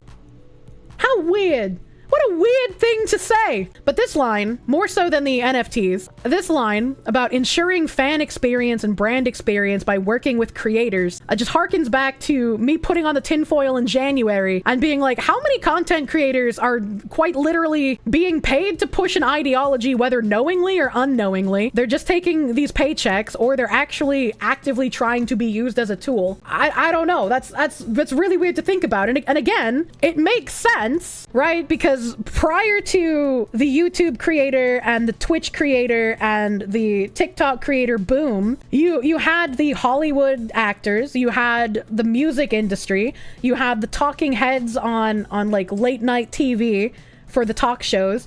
You had all of these people who could be paid off to push different things or paid off to not talk about certain things. But now, as old media is kind of being phased a little bit down, you have the rise of the new neo-celebrities in streaming and content creation. And so now, why would we think it's any different? I feel like we look at it as a more personable experience, because a lot of the times you get to interact with the content creators, you get to feel a sort of like parasocialism with them, so you get to feel like they wouldn't lie to me. What they're going to give to me is something that I want to consume. And it especially goes back to when we had the, oh god, what was it called? Where there were so many content creators who just took the paycheck for established titles, not understanding what they were, not looking into if they were a scam, and shilling it to their audience, and their audience would buy it because they're like, why would my content creator lie to me? If my content creator is telling me thing is good, clearly thing is good. And a lot of you in chat are probably just like, well, I'm not going to just blindly believe a content creator, but a lot of people do. A lot of people do. And it's like, even with me, with like the information I give you, obviously look into it yourself. Check out things on your own. Don't just blindly believe something because I say it. I try to show up with as many receipts as possible, but there could always be something I'm missing. There could always be something I'm just ignorant of and lacking knowledge on, you know? Isn't BetterHelp also a scam? It was a scam when it first came out. I remember all the videos about that. Don't know if it still is. Don't know if it's transferred ownership. I've not looked into BetterHelp myself.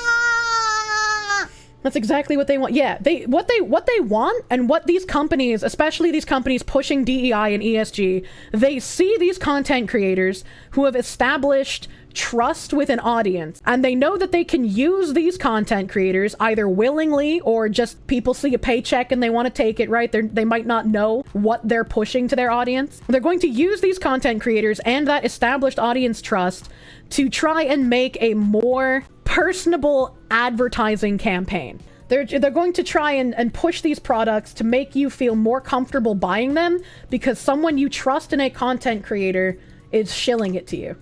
You've seen it, you're in other communities and parasocialism that some people have about how they help them means they feel an emotional need to help back and buy products. And it's like, I'm very grateful, don't get me wrong, when people like buy my merch or participate in some sort of sponsorship that I have. But I've talked about it before. I have left tens of thousands of dollars on the table. I get sponsorship offers where they're just like, hey, if you shill this product, we'll give you $8,000. If you shill this game, we'll give you $11,000. I turn these down because I don't feel comfortable with either the product. I don't think it's something I would use, so I wouldn't want to shill it to my audience. Or it's a game that I wouldn't feel comfortable shilling either. I do play and I do sponsorships for some shitty mobile games, but if a mobile game requires my audience to pay for things, if a mobile game requires my audience to spend inordinate amount of times in order to complete the sponsorship goals, I'm not going to do that. I feel like as a content creator, the responsibility that I have to you guys for the support that you give me is that I only shill products to you that I feel comfortable using myself. And that's why, like, I have brands that I enjoy already that I would love to get sponsorships with, because those are things that I constantly use and I can vouch for, you know? I believe that we in the industry have always suffered from the tyranny of either or. It was either brand building or performance marketing. Well, brand will drive performance and performance will drive brand. So that fusion between creativity and efficiency makes this a whole new area. And as a dedicated and experienced gaming platform company, we must lead the way on what best looks like for everyone, because it hasn't been equitable. Oh, there it is. There it is. There it is. The industry has not done, in my view, a very good job for consumers as people. Have we really done a service on the standards of creativity? If we look at most pop-ups and we look at most pre-roll advertising, what recourse has there been? What blowback has there been? There will be in this space. I know it. This is a very personal, very passionate area. Brands have got to get it right. Our job is to help them, which is why we're going to move from sales to solution. Because when you're in the solutions business, you own the outcome. I'm not just going to make a sale and say good luck. No. We're going to navigate with you because it's in our best interest, because we're going to attract the best creators who want access to the best brands. They will expect us to be the authority in the leadership role, which is why we don't want to be the biggest. We want to be the best across all dimensions. That, for me, is exciting. That doesn't exist in the traditional media world. Knowing what I know about Bridge and how they want to transform consumer opinions, having him say that even after they make the sale, they're going to be navigating things with you, I don't know, that rubs me in a really weird way, you know? Questioner asks, marketers were very excited about Web3 last year, but that hype now seems to have faded considerably. What do you think about the future of Web3 and its relevance to the gaming industry? Nick Brien responds, here's what I've got to ensure for the organization. We will have a hotbed of innovation to ensure that we have our finger on the pulse of the future. Web3 is on its way. It's showing up, and gaming is the tip of the spear into that world. Timing and phasing are everything, because we're talking about another change management opportunity. We are certainly going to invest in it and make sure we are equipped. We have to be. Enthusiast Gaming surpasses 1 billion monthly views in the United States. That's April 27th, 2022. Total views to the company's property in the US, they reached 1.1 billion in March 2022, representing a 44% increase versus March 2021. Comscore Media Metrics, Desktop 2, Mobile 13+. I don't know what that means. March 2022 and 2021.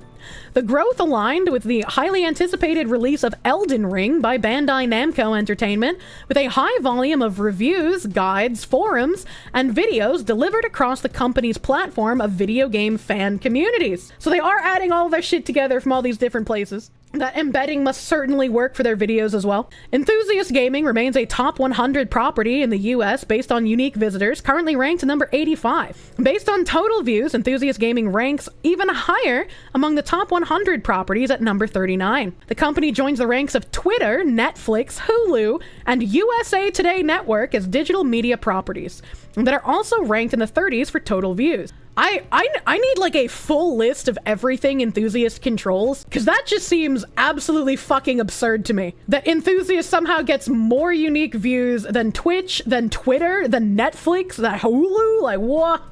Our diversified platform of communities allows us to capitalize on major gaming trends and deliver meaningful benefits to the company, commented Adrian Montgomery, CEO of Enthusiast Gaming. No matter which game title, content creator, or viewing platform may be popular at the moment, our integrated flywheel provides brand partners with an unparalleled reach and engagement opportunity across the entire video game ecosystem. But like where? Because it's certainly not on their enthusiastgaming.com website. The total views metric from ComScore provides an aggregate measure of consumption or engagement for a digital media property across desktop, mobile, and video. The company uses ComScore's data in its direct sales process. So we got the 1.1 billion goddamn views for this company. That's crazy. Enthusiast Gaming rises to number 1 gaming property in the US as February 22nd, 2023. Ranked number 1 in games category for US unique visitors in January 2023. Ranked top 3 fastest growing property on ComScore's top 100 list. The authoritative ranking of multi-platform digital traffic includes all properties involved in gaming information and online gaming, such as Roblox, Twitch, Activision Blizzard, and IGN. Top gaming properties in the US, based on unique visitors, is at 1, Enthusiast Gaming, with 49,120. Roblox in number 2, 44,882. Twitch, 44,088. Activision Blizzard, number 4, 32,051. Take-Two Interactive at number 5, with 29,756 unique visitors. Fandom Games, 27.4K, number 6. Gamers Group, number 7, 23.3K. IGN Entertainment at number 8, 21.4K. EA Games Media Network, 17.2K at number 9. And Future Games at number 10 with 15.8K. Enthusiast Gaming has grown its digital media property by 349% over the past 3 years on the path to becoming the number 1 destination in gaming. This ranks Enthusiast Gaming as a top 3 fastest growing property on ComScore's top 100 properties list, next to Universal Music Group and Zoom, and ahead of Vivo and ByteDance, the parent company of TikTok. How does this literal Who company rank higher than the parent company of TikTok? The company's proprietary offering of gaming communities, content creators, and experience continues to generate flywheel growth across its platform. What really concerns me is how they say creators, right? So what I'm wondering is maybe if they have content creators like those several million subscriber count channels we saw during the Campbell's Chunky thing that's sponsored by Enthusiast Gaming. Not saying those specific streamers are, but what if they have streamers and YouTubers who are partnered with Enthusiast, and then Enthusiast gets to use those streamers' view counts to add to their unique viewer count? I don't know if that's how that works. But because they mention creators, that's what it gets me thinking, right? Like maybe they're also adding those people's like viewer counts to stuff since they're partnered. Maybe? I don't know, man. Becoming number 1 in your category is a major achievement for any digital media company, commented Bill Karamouzis, president of Enthusiast Gaming. It is a testament to our platform's ability to reach the largest and most dedicated audience of gamers, and a clear signal to the world's leading brands that we're the number 1 company to work with in gaming. We got Enthusiast Gaming achieves all-time high unique visitor traffic in the United States. July 10th, 2023, reached 56 million U.S. unique visitors in May 2023, verified by ComScore, ranked #1 gaming property in the U.S. by largest margin to date, grew unique visitors 28% year over year from May 2022 to May 2023. Enthusiast Gaming Holdings, an independent gaming entertainment company, announced that it has increased its position as the #1 gaming property in the United States, reaching a new record of 56 million unique visitors. Based on the latest digital media rankings from ComScore, the results represent 28% year-over-year growth in unique visitor traffic to Enthusiast Gaming digital media property of gaming communities, content, and creators. The new ratings place Enthusiast Gaming as the top gaming property in the United States by the largest margin to date. Since first achieving this milestone in January 2023, these ratings are utilized by brands and agencies to identify platforms that will maximize their advertising and sponsorship investments. Enthusiast Gaming also climbed to number 72 on ComScore's comprehensive ranking of the top 100 properties in the United States across all digital media categories, representing another record high. Gaming has become a ubiquitous digital media activity, with the category now reaching 85% of all U.S. internet users. The gaming category also generates strong audience engagement, with more total views per month than social media and search, and more total minutes spent than retail and news.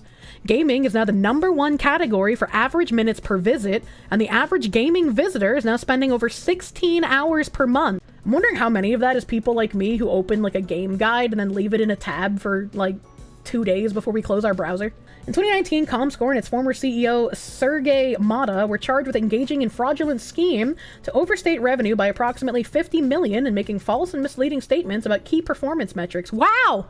Wow, color me fucking surprised that there's some dirty number snuffing going on. Enthusiast Gaming announces intention to file Form 15F to voluntarily deregister and suspend its SEC reporting obligations. February 9th, 2024. So we're in current year for this one. Enthusiast Gaming Holdings Company today announced that it filed a Form 15F with the Securities and Exchange Commission, the SEC, to deregister its common shares under Section 12G of the U.S. Securities Exchange Act of 1934, as amended to the Exchange Act, and to suspend its reporting obligation under Section 15D of the Exchange Act, the deregistration, the company's obligation to file reports with the SEC, including annual reports and Forms 6K, will be suspended immediately upon filing of the Form 15F. Once the Form 15F is effective, which is expected to occur within 90 days of filing, the company will no longer be a public reporting company, and its obligations to file other reports at the SEC will also be suspended. Shares will continue to trade on the Toronto Stock Exchange. As previously announced in its press release dated October 23rd, 23, the company announced its intention to voluntarily delist its shares from the NASDAQ stock market. We already read about that earlier. On October 30th, 23, the company filed a Form 25 to report the delisting of the company's shares from NASDAQ and to deregister the company's shares under Section 12B of the Exchange Act. I'm kind of wondering, like, again, I'm no business foxy, right? I don't have the big business brain, so this is kind of just like a lot of numbers and forms to me. But I feel like, why would you want to take your publicly traded company off of the trading market? And why would you want to no longer have SEC reporting obligation? Like, as someone who doesn't know much about business, this is a strange thing to desire for me. And maybe someone with more business-minded knowledges can explain why this is fucky or why this is just completely a normal thing. Normally, voluntarily delisting from the NASDAQ isn't voluntary. The share price is too low to keep traded. Yeah, the NASDAQ delisting was because they had basically tanked their worth huge. But now they're filing the 15F form to deregister and suspend the SEC reporting obligation. So it seems a little weirder. Seems a little weirder to me. The Greywood website. Isn't this a wonderful looking website? That's pretty neat. That's a pretty neat cover photo. Multi-strategy investments. Greywood is a multi-strategy investment firm exclusively managing proprietary capital. We focus on systemic trading strategies and opportunistic investments in the public and private markets. Leveraging our collective experience, we explore, identify, understand, and capitalize on investment opportunities. Our commitment to execution and innovative drive define our success. That sounds like a whole bunch of AI-written slop. Experience is the oracle of truth, said Alexander Hamilton. What a weird quote to have on this specific company that is very shady and likes to deal in the dark. The only other thing listed on this website is a login page. So in order to access the Greywood website, you have to log in. Now that's a little weird to me. That's I don't know what the purpose of this website is. What do you do? See, yeah, it's definitely the admin login, but it's like, why even make this public facing website, dude? Why even bother making this website? International Business Times from July 14th, 2010. We're going way back in the past, chat. Fund manager looks to capitalize on depressed and distressed gaming assets. Former gaming executive launches Das Kapital Global Distressed Assets and Special Situations Fund. Why would you name it that? Why would you name it that? Toronto and Singapore-based investment firm Das Kapital has announced the launch of the Global Distressed Assets and Special Situations Fund, which will have a global focus and an emphasis on investigating in the traditional and virtual gaming markets. The fund will be managed by Das Kapital's chief investment officer, David Subotic. Remember that name? A former gaming executive and accomplished investment advisor. We are confident the table is set for the strong returns in depressed and distressed assets, said Mr. Subotic. Our initial focus is on the gaming sector, where there are a number of historically profitable but currently undervalued assets in both the traditional and virtual gaming markets that we are examining. In the wake of the 2008 market crash, many casino stocks reached an all-time low before making strong comebacks based on the industry's expansion in Asia. Subotic believes that there are still bargains to be found and has spent the past several weeks shuttling between Atlantic City and Nevada examining potential investments. The current focus on Asian expansion to provide the next tranche of growth for casino stocks presents a unique opportunity to capitalize on the somewhat out of fashion, yet traditionally proven, markets such as Nevada and Atlantic City, said Subotic. Battered by the recession, over-leveraged, cash-strapped companies are being forced to sell off some of their respected brands and historically profitable operations. Subotic has simultaneously been researching a number of investment targets in the virtual gaming sector, citing the combination of its popularity growth in Asia and talk of revisions to the strict regulatory nature in North America. However, based on more than a decade of gaming experience as both an investor and developer, including 5 years spent in Asia and significant involvement in the early days of virtual gaming, Subotic feels integration is the key to the future growth of the gaming sector. The virtual gaming market remains a relatively new frontier that is yet to reach its full potential due to ongoing regulatory confusion, said Subotic. But we feel the real opportunity in gaming, both virtual and traditional, is the potential to leverage ongoing technological advancements to integrate the land-based and virtual gaming markets, while also creating synergies between North American and Asian properties. And I said, that's interesting. That's interesting that they were into the gambling market. And then David Subotic with Das Kapital, also later with the Greywood. The virtual gaming is online gambling sites. And we had a huge thing with online gambling with Twitch. There's online gambling with Kick. Kick is supported by an online gambling website. I was just like, there's a lot of deep connections here I never even fucking thought about. Yeah, David Subotic, Sasha Sabo, and Mark Preston are all the co-founders of Greywood. Speaking with impact, a look inside the career of David Subotic, opening a casino in Vietnam, shaping the booming North American gaming space, and launching the best damn yogurt spot in Beverly Hills, here's where David Subotic's career has taken him. It takes quiet momentum and calculated yet bold decisions to succeed in the world of investment. As a consequence, the biggest venture capitalists are often people you've never heard about. Many are digital ghosts, almost unsearchable online. Yet the impact of their investments have a voice of their own, and their money holds the power to revolutionize entire industries. David Subotic fits this mold. As the co-founder of Greywood, the LA-based venture capitalist has helped several industries innovate and grow, including the gaming sector, which is now booming in North America, both land-based and online. And in this case, the gaming sector means, again, gambling for this part, not video games. Subotic, like most in his world, is as elusive as he is illustrious. When a rare opportunity for an interview came up, we had to take it. What do you want me to talk about? Asked Subotic, unused to any media spotlight. There's certainly much to cover. Subotic began his investment career in Canada, starting as a broker and then moving to institutional sales, where he sold publicly traded stock from institutions and companies.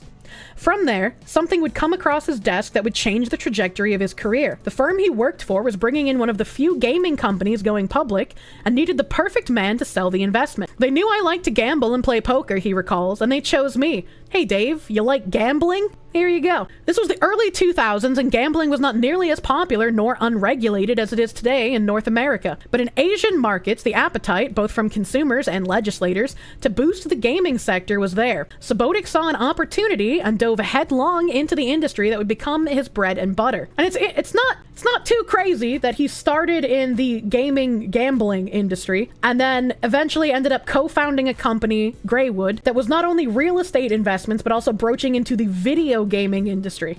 The autonomous region of Macau, known as the Las Vegas of Asia, became a logical starting point for Subotic, who helped open a successful online casino. This is where the potential of gaming space became crystal clear to Subotic. He set his sights on something bigger. Vietnam became the focus, with scenic beaches, awe-inspiring jungles, and a tourism sector that would go on to triple in size between 2010 and 2019. Its largest city, Ho Chi Minh, would be the perfect site for a world-renowned casino. The hunger was there on the side of the Vietnamese lawmakers. They were doing a request for a proposal in Singapore, Subotic said, and we garnered interest because Macau had just opened up and was incredibly profitable. Nobody had seen numbers like it. I dropped everything, he recalls, left the investment business, took all the money that I had between me and other investors, and I moved to Vietnam to get a gaming license. He would soon be connected to the late Terry Lonnie, then CEO of MGM. Partnered with the world's biggest casino player and seeing massive opportunities in Vietnam, Subotic was ready to rock. Subotic and a business partner, Mike Imong, scoped out the perfect beachfront property just outside of Ho Chi Minh.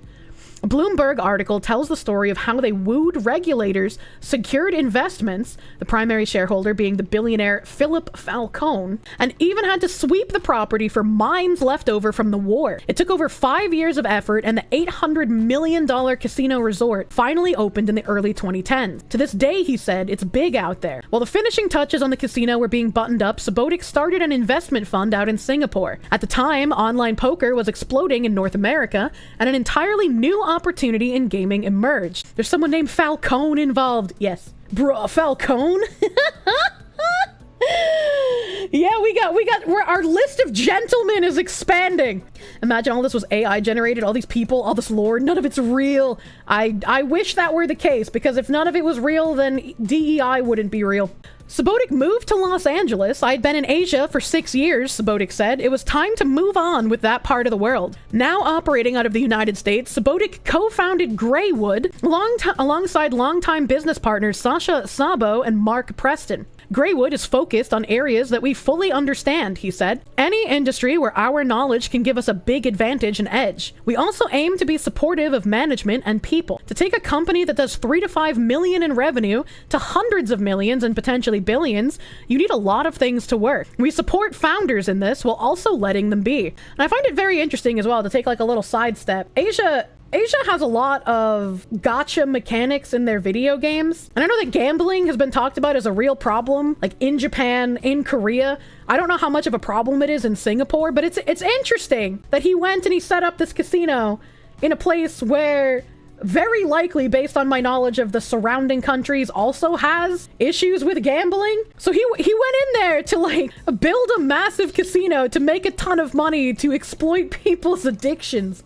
With all his knowledge in the gaming space, gambling and entertainment has remained one of the key industries in Subotic and Greywood's portfolio. The family firm has thrived in the last decade, much owing to their multi-strategy approach. We're open to different methods, he explains. We take both long and short investments, and sometimes we have positions where we build ourselves into companies, give them advice, and provide mentorship to help them grow. In addition, Subotic manages the finance side of his wife's uber-popular yogurt bar and cafe, Beverly Hills Go Greek Yogurteria, beloved by some of LA's biggest celebrities. The froyo is to die for. When you have the creativity brought to the table by my wife and the passion of my other partner, Jonathan Williams, for the quality and uniqueness of the product, magic tends to happen. With current year gobbledygook, I can't tell if he says the passion of my other partner, meaning he's also dating a man, or if he means like business partner. I literally cannot parse this sentence thanks to current year. Meanwhile, Greywood has staked its claim in the growing esports and online gaming industry of North America. Right now, Subotic is focused on what he calls the next generation of gambling.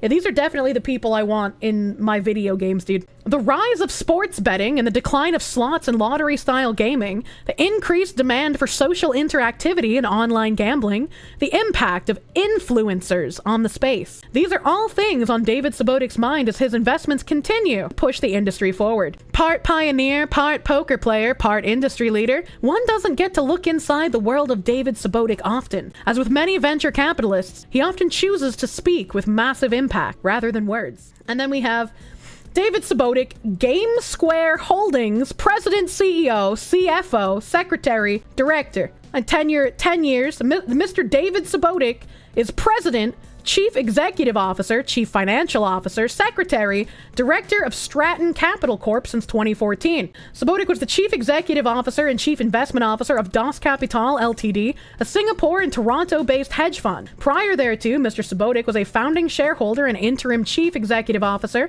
of Asian Coast Development Ltd, an international development company specializing in integrated resort destination. He was a director of NWT Uranium Corporation Ration. I don't know what that is. That must be a typo. A resource company listed on the TSXV since 2007. And I was like, GameSquare sounds like kind of familiar. What is GameSquare? GameSquare, our services help brands and gamers play together. And here's a whole bunch of influencers on their main page here. Whole bunch of people that work with Mr. Das Kapital, David Subotic. And got strategy and consulting, talent campaigns, content strategy and production, consumer products. A company's FaZe Clan, Zoned. I don't know who Zoned is.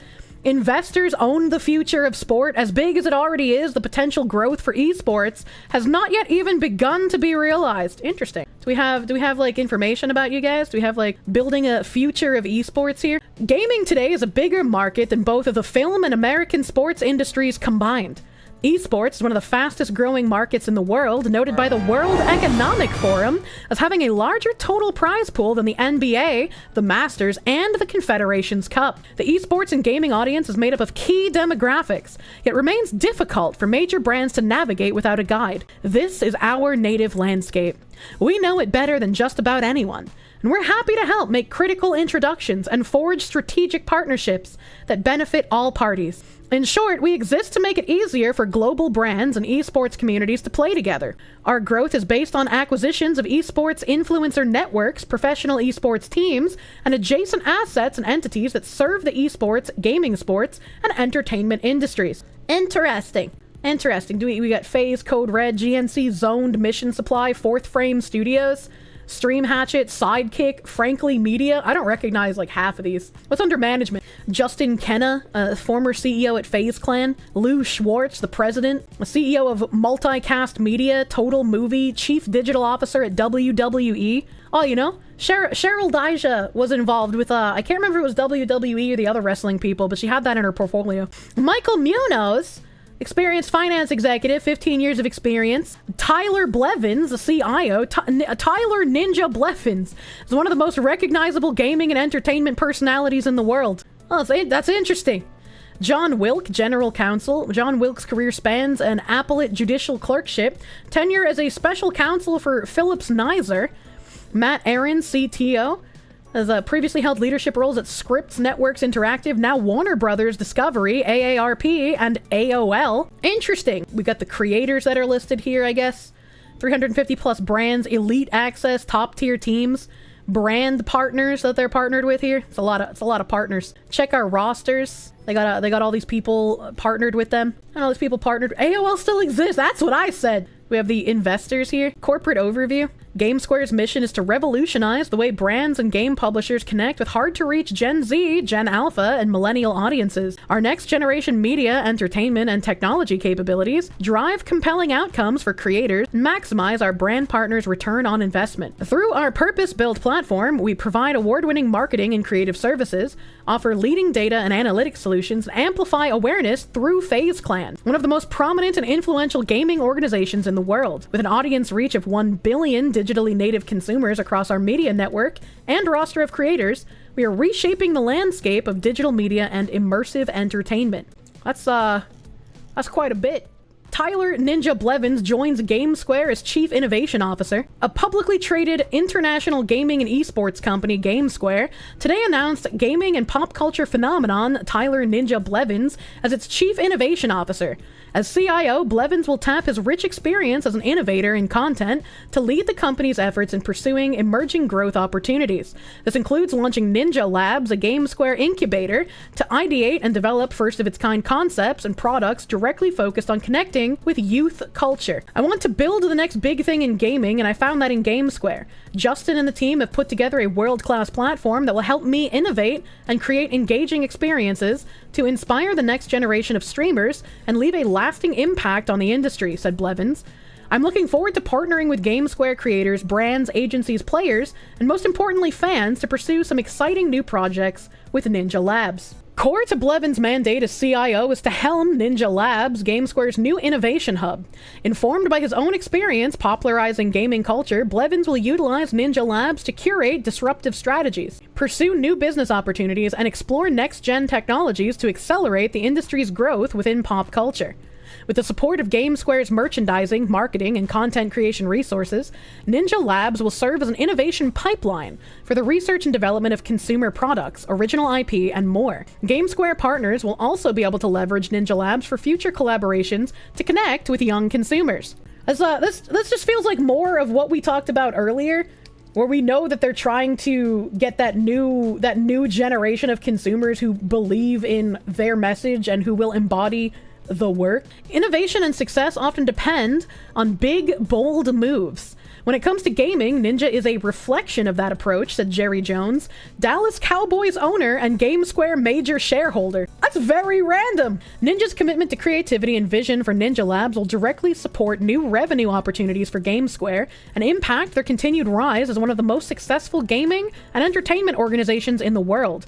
We're thrilled to be a part of it. I wonder if Ninja specifically was one of the people who's like basically like a plant in the industry now that lady was talking about on Side Scrollers. Blevins is the latest addition to GameSquare's world-class roster of creators, including Tim the Tatman, the Baka Bros, and Cloaksy, who are plugging into the company's diverse capabilities to unlock new ways to monetize content and reach fans. With the addition of Ninja, GameSquare's collective reach spans over 290 million followers. Ninja is a once-in-a-generation talent whose reputation transcends gaming, said Justin Kenna, CEO of GameSquare.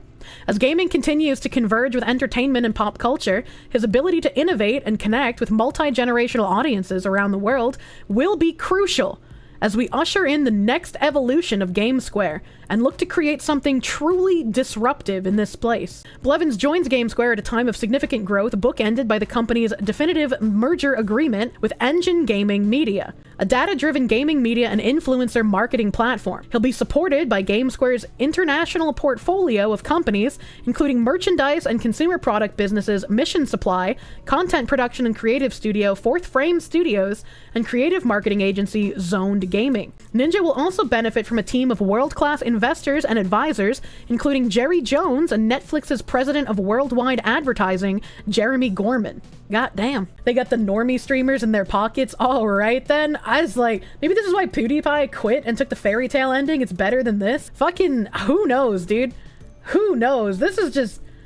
This is like a hole that I did not expect to open up. It's so much fucking shit, dude. October 31st, 2023, Court of Final Appeal unanimously dismisses appeal by suspected overseas manipulators. The Court of Final Appeal has unanimously dismissed the appeal by Mr. David Subotic, Mr. Sasha Sabo, Eastmore Global Ltd, Eastmore Management LLC, Eastmore Holdings Ltd, and Current Trading LLC, collectively the Eastmore defendants. Before being renamed fucking Greywood, they were called Eastmore, concerning service out of the jurisdiction that arose from legal proceedings brought by the Securities and Future Commissions, the SFC, in a case of alleged false trading. In July 2019, the SFC commenced civil proceedings under Section 213 of the Securities and Futures Ordinance in the court of first instance against a group of local and overseas traders and investors, including the Eastmore defendants who were suspected of manipulating the shares of Qingli Holdings Limited through a large-scale and highly organized scheme. The scheme generated around $124.9 million of illicit profit for the syndicate. The Eastmore defendants are overseas nationals or entities incorporated outside Hong Kong. The SFC obtained inter alia ex parte against the syndicate and leave for service out of the jurisdiction of the Eastmore defendants under certain gateways of the rules of the High Court. The Eastmore defendants made several applications to challenge the CFI's leave for the SFC to serve them out of the jurisdiction. On July 23, 2021, the grant of leave for service out of the jurisdiction on the Eastmore defendants was upheld by the CFI. Their appeal against the CFI's decision was dismissed by the Court of Appeal on December 30th, 2022. The Eastmore defendants appealed against the CA's decision to the CFA. In dismissing the appeal of Eastmore defendants, the CFA held that leave to serve out of jurisdiction is not required to present the case. In arriving to the conclusion, the CFA remarked in its judgment that the SFO's policy of conferring jurisdiction over persons who engage in false trading elsewhere, affecting the Hong Kong market, is clear and unsurprising. Trading on the HKEX is global, and making sanctions legally available against offshore fraudulent parties who cause losses to investors or other participants in the local market is obviously justified. The court also said the SFO's intent is plainly to cater for the territorial dimensions of wrongful acts damaging to market participants. Thus, Section S2741 and Section 2743 cater for false trading when a person in Hong Kong or elsewhere does the relevant wrongful acts having an impact on the local market. The court further made clear that Section 274 or other parts of Part 13 of the SFO are not merely descriptive provisions and are designed to operate in combination with other SFO provisions and should be read and interpreted together. My brain is turning to slop in real time. The SFC's Executive Director of Enforcement, Mr. Christopher Wilson, said, "We welcome the CFA's judgment which affirms our power under Section 213 of the SFO. This judgment sends an important message that the SFC will continue to safeguard the collective interests of the investing public. The SFC will relentlessly pursue enforcement actions to tackle cross-border market misconduct by wrongdoers, regardless of where they are." Separately, the SFC has commenced criminal proceedings against some of the local syndicate members for conspiring to carry out false trading in the shares of Qingli. This case will be tried by jury in the CFI on April 22nd, 2024. Notes are, please see the SFC's press release dated August 27, 2019. The Eastmore defendants are either national of Canada or US or incorporated in the Cayman Islands, Delaware, USA, or the Republic of Seychelles? I don't know how to pronounce that country. By a summons date November 11, 2019, the Eastmore defendants sought a declaration that the court had no jurisdiction over them in respect of the subject matter or the claims of relief of the action, an order that leave given by the judge set aside, and 3, an order of the interim injunction against them to be discharged. Basically, they were operating a shell game out of Hong Kong. Wouldn't surprise you, they were pumping stocks in Asia, using the winnings from the gamblings fraudulently, and using that money to get inroads into esports. Ultimately, this is a game to get even more money and even more gamba winnings. The DEI shit is a smokescreen to force companies onto their boards. It's just like it's a double whammy, right? They get to shell company, they get to short the stocks, they get to play the fucking market. They get to corrupt things both monetarily for their own gain and also ideologically at the same time. The CFI and CA's judgments dated July 23rd, 2021 and December 30th, 2022 are respectively available on the judiciary's website. Don't tell me this shit goes deeper. Well, I kept calling them a real estate group. We have the Greywood Development Group, LLC. It's again set up in New York, Nassau, New York County. We read off their address earlier. Incorporation date, for some reason, is only in 2022. I don't know if that's like after a name change or whatever. CEO, Mr. Mark fucking Preston showing up again. Mark Preston and David Subotic are quite literally everywhere, man. Nick Brien has got a, activity about AI stuff. Brands are refining their advertising strategies to engage millions of gamers. TikTok, gaming, and AI will define the advertising landscape in 2024. Thanks. Nick enjoyed his time as CEO of Enthusiast Gaming. He's got all of his stuff listed here, but We got OutFront Media. OutFront Media. What is OutFront Media, Mr. CEO of Enthusiast Gaming? OutFront Media is an environment social governance company. Our leadership in the out-of-home industry and our role as a connector of diverse audiences is predicated on our ability to conduct our business in a sustainable way that considers the interests of all our stakeholders, from employees and local communities to investors and customers. Every day, we are committed to managing environmental, social, and governance risks and opportunities so that we can unlock greater value. We are pleased to present you with OutFront's 2022 ESG report. It reflects our ESG strategy, key initiatives, and performance data for calendar year 2022, as well as future and ongoing efforts to evolve our approach to ESG.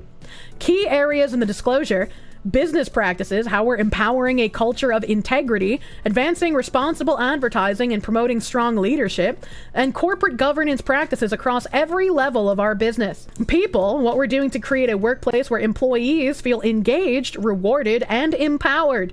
Social responsibility, how we leverage our reach to help advocate for social causes and inform the general public in times of need. The environmental footprint, our work to continuously improve our environmental performances across our footprint. As we continue to build our ESG approach and reporting, we will share updates and progress along the way. We invite you to review the disclosure and follow us as we continue to make progress and improvements into the future. And they have their ESG reports dating all the way back to 2019. And that's interesting that as soon as Nick Brien took over from the previous CEO of Enthusiast, they started putting all of these ESG and DEI messagings on all of their websites and injecting it into all of their properties. Well, we read the ESG thing. What about diversity and inclusion here? Let's go. How diverse? What a diverse image. Wow, it makes me feel great. The Diversity and Inclusion Advisory Council is committed to creating and implementing a diversity and inclusion program at OutFront Media. By committing to our principles, we propel not only our employees, but also our clients and business partners toward their greatest potential, ensuring that our company embraces change and takes the lead in creating new markets, new formats, and new opportunities in our industry. Educate each individual employee on the value of diverse and inclusive shared corporate culture. Empower our employees to always embrace authenticity. Challenge our company to incorporate inclusive values into every aspect of our business. Evolve continuously to meet our company's dynamic needs. Yeah, you gotta incorporate the inclusive values into every aspect of the business. Man, sure does remind me of some bridging. Sure does remind me of the bridging, as it were. It's gonna be part of the company's DNA. Or I wasn't sure how to inject these tabs in the timeline of everything. So we got this woman who looks like she was AI generated. Monsalette Bowden, ACC, pronouns she, her, ICF Associate Certified Coach, Holistic Personal Development, Executive and Well-Being Coach, supporting individuals in mindset shifts for transformative growths. I am an ICF Associate Certified Coach, a consultant, and a professional coach. I have over 10 years of experience in the business world, and I have achieved remarkable results in driving operational efficiency, empowering talent development, and collaborating with a diverse stakeholder. I specialize in expanding creative skills, fostering self-awareness, and promoting personal growth.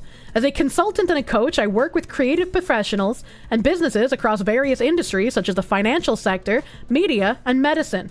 I am also the founder and creator of Aromantic Readings, a unique sensory experience that combines botanical cards and holistic coaching.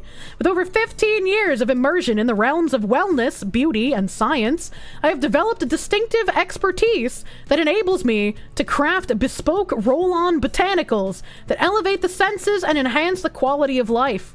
My passion is to empower individuals to unlock their creative potential and manifest their life goals. Why am I reading you some frou-frou crazy holistic hippie lady nonsense? Why am I reading this to you, you wonder? Oh, experience, business operations and executive coaching at fucking Greywood, the investment firm formerly Eastmore Group. Moving a little bit sideways, we got someone named Erin Goncalves here as well. Director of Operations, TDS Capital Corp. Executive Assistant at NWT Uranium. Executive Assistant to the CEO, Asian Coast Development, which is one of the projects that was listed in in that lawsuit. Staffing specialist, people source, recruiter for Pegasus Consulting. And down here, interests. She's interested in Das Kapital. And as we know, Das Kapital was set up by David motherfucking Subotic. It's all connected. Once again, asking me to look up David Subotic's wife, Tanja Subotic. She's a bona fide psychopath. Tanja Margel Subotic. The greatest force of power is the pure love found in the light of our divinity. Okay, alright. A light to remember. Within us lives the divine omnipresence.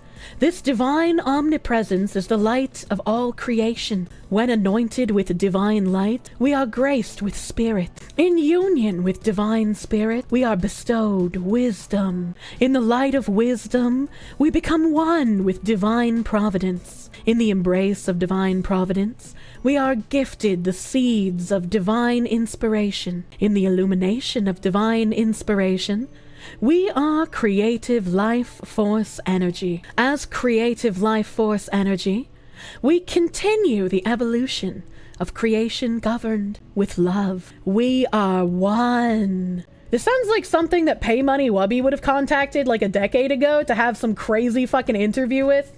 Hey yo, I'm feeling it. The Golden Virtue Unveiled, written by Tanja Murgel Subotic. An inner pilgrimage from the darkness into the light. Thank you, Kingdom Hearts. In a modern-day storytelling of a woman's inner pilgrimage comes a new story of spiritual enlightenment, which illustrates a living roadmap, enchanted with divine messages and synchronicities that guide her emergence from her sufferings. Is this what happens when you have too much money? You just, like, quite literally go fucking insane? Like, how else do you explain this, dude? What the fuck? Unlock the golden virtue within. Discover the secret of golden virtue that unveiled the sacred truth within Isabel, that unleashed her creative genius, inspiring the manifestation of her life's mission. As a wisdom keeper, a writer, storyteller, and entrepreneur, my journey toward enlightenment was forged by a series of life events that propelled me in reawakening my union with the divine. For over a decade, I have been dedicated to unfolding a conscious path for a greater understanding of truth, cultivating the wisdom to heal from multiple diseases and discord.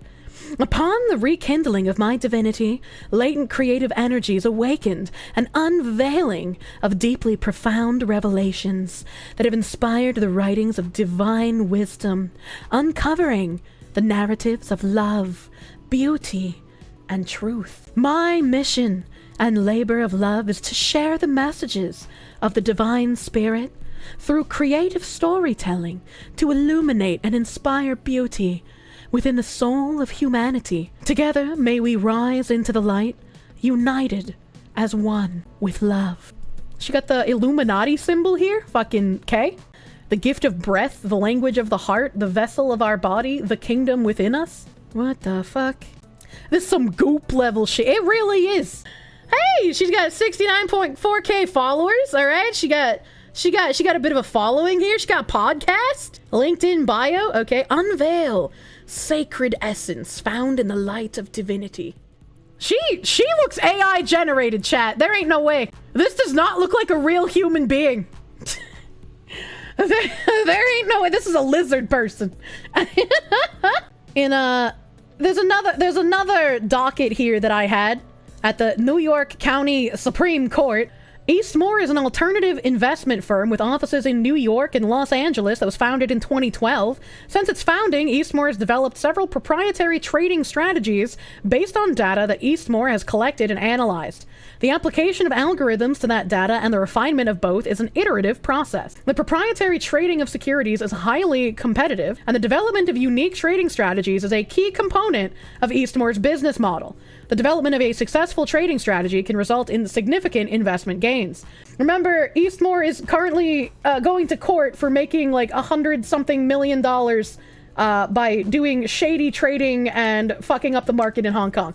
Eastmore's quantitative trading strategy is led by one of Eastmore's founders and principals, a FINRA licensed proprietary trader who has over 20 years of trading experience on Wall Street.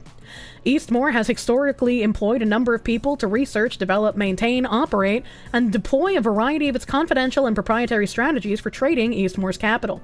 To assist in this development, Eastmore also employs people with expertise in trading technology, algorithms, and highly specialized coding and mathematics. In order to create algorithms, software, and source code that are used in connection with Eastmore's trading strategies, Eastmore spends a significant amount of time and money to develop these confidential and proprietary trading strategies. Eastmore and Gunta entered into an employment agreement as of July 1st, 2016, whereby Gunta agreed to serve as a senior quantitative trader for Eastmore and its affiliates. A copy of his employment agreement is annexed. When Eastmore hired Gunta in 2016, he had over a decade of experience as a quantitative trader and developer, holding experience with a number of advanced coding environments, computer languages, and software applications, but he was not knowledgeable regarding the trading strategies in which Eastmore specialized. Gunta has a Bachelor of Technology degree from the Indian Institute of Technology and a Master of Science in Aerospace Engineering from the University of Michigan. Given the extremely sensitive nature of Gunta's contemplated work for Eastmore, Gunta was required to execute the employment agreement in which, among other things, he both agreed and was obligated to maintain the confidentiality of Eastmore's data, information, and strategies, whether in tangible or intangible form, that is, in space tangible or intangible form, and refrain from using it for his own benefit. Section 10 of the employment agreement contains comprehensive protections for Eastmore's confidential information. To start, the employment agreement defines confidential information broadly to include, and it includes the ways that they do trading, basically. So this Gunta man, in Section 10 of the employment agreement, Gunta agreed to use confidential information solely in connection with the employment relationship between the parties and not for any purpose other than as authorized by this agreement without prior written consent of the company. So Mr. Gunta here, again, this is a court filing. Where's the cover page here? Order remanding action, hereby ordained that this action is remanded to the Supreme Court of the State of New York, County of New York, pursuant to 28 U.S.C. 1447, based on the parties' joint letter representing that the court lacks subject matter jurisdiction. So they filed a thing against a former employee that seems to have either used their proprietary trading strategies for himself or leaked it elsewhere. Gunta is hella redeeming, and they did not want him to redeem. They did not want him to redeem. Gunta misappropriates Eastmore's confidential and trade secret information. The non-compete period restricting Gunta's ability to be employable by an Eastmore competitor expired at the latest on July 11, 2018. On or around July 12, 2018, Eastmore learned from a competitor that Gunta had contacted them offering his services. Gunta was pitching this competitor on the high returns to be achieved with a quantitative strategy identical to that developed by Eastmore, revealing past performance and descriptive information concerning Eastmore's strategies and financial information.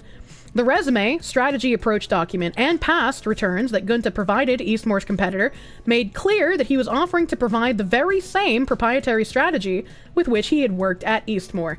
Gunta's apparent plan is to recreate or import wholesale Eastmore's trading strategy down to the finest detail. Gunta would not be able to implement this strategy without having improperly copied and retained the proprietary database algorithms and or software that are the centerpiece of the strategy. Gunta going ahead and giving out all of their proprietary informations for trading. I don't know how much of a good idea that would be, considering once again the lawsuit that they are facing in Hong Kong. I just Steve Cohen's hedge fund .72 wants crypto quants in Paris. I think this also might have to do with, Eli Galam, and I haven't been able to go over what Eli Galam has to do with any of this. Foresight Co.Ltd announced that it expects to receive, Foresight Co.Ltd announced that it expects to receive 570 million yen in funding from Eastmore Strategies Limited. Foresight Co. Limited announced a private placement of 2 million common shares at a price of 275 yen per share and 250,000 10th series prepaid warrants at 800 yen per warrant for gross proceedings of 570 million yen with Eastmore Strategies Asia Limited on December 27, 2017. The warrants are exercisable into 100 shares per warrant at 275 yen per share per additional proceeds of 687.5 million yen from January 19th, 2018 to January 18th, 2021. The securities are to be issued by third-party allotment. The common share portion of the transaction is expected to close on January 19th, 2018, and the warrants are expected to be settled by January 12th, 2018. The net proceeds from the common share portion of the deal will be 544.8 million yen. The cost will include registration taxes, legal expenses, warrant value calculation fees, and other clerical expenses. The transaction was approved by the board of directors of the company. And they mention Eastmore Strategies Asia Limited, and I think these go all the way back to here, where I have Vantage Trading LLC, which we've already connected to all of these people previously, and then down at the bottom, Direct Children Eastmore Strategies Limited, and then going to the Eastmore Strategies Limited, we have the registration being in the Cayman Islands. We have the legal filings here, we have their addresses.